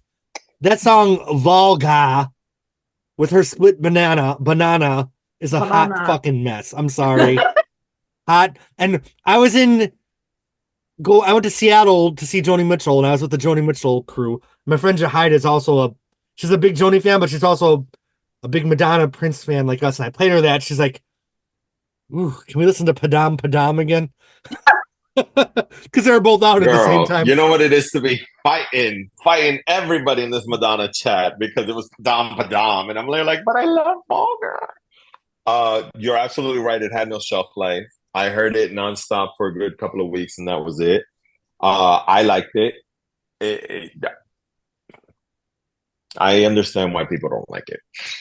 I feel like there's not much there. Like it's like 3 minutes, 2.5 minutes long.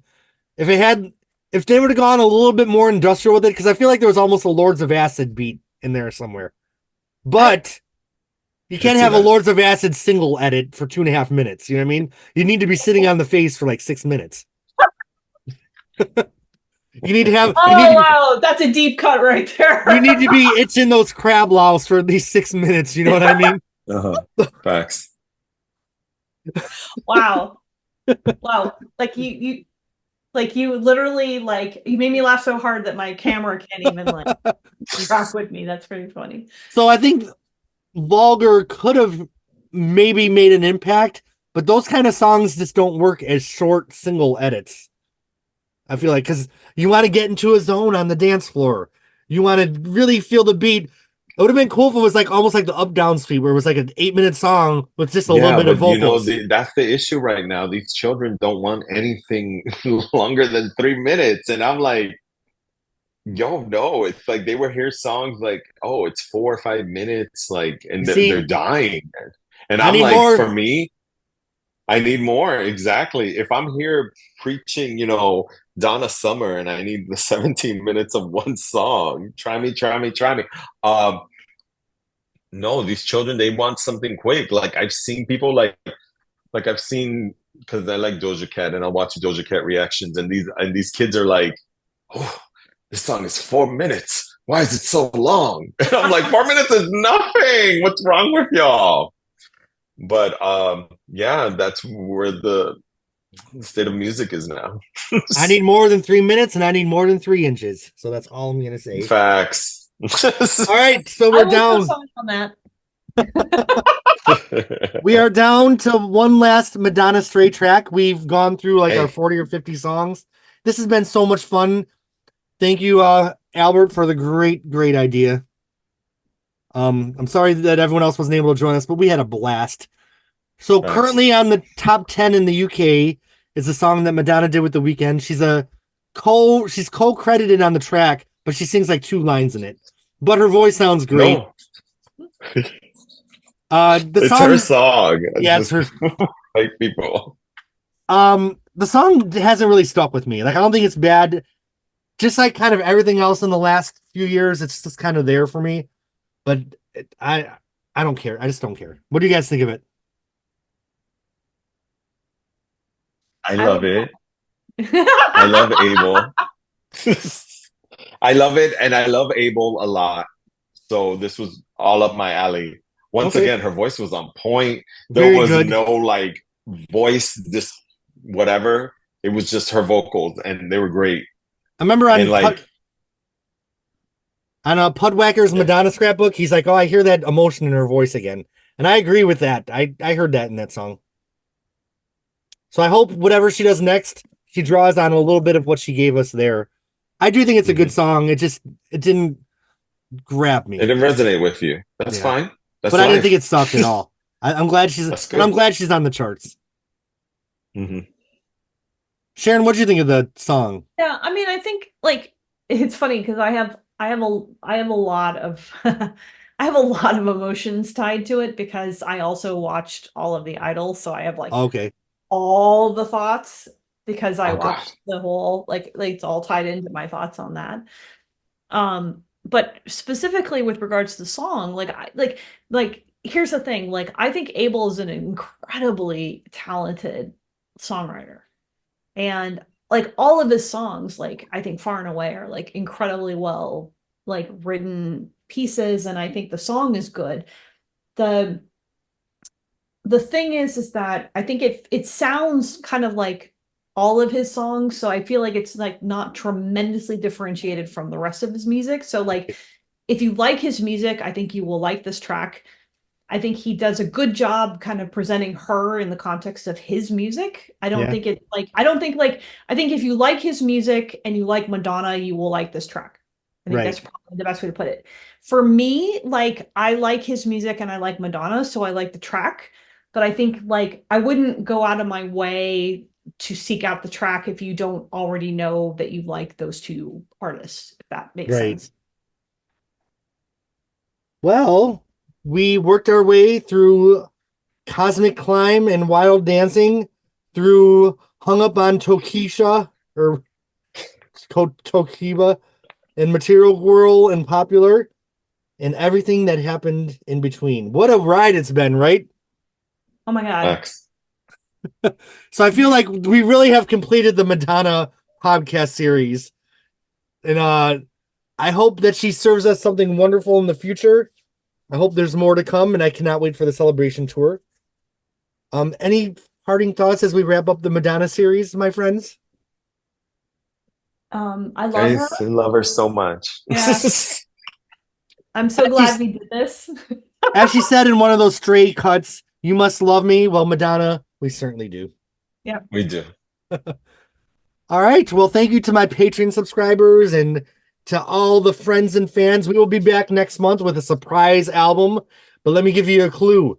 If a girl answers, don't hang up. All right. I will see you all in the chat. Love you and good night. Bye. Bye.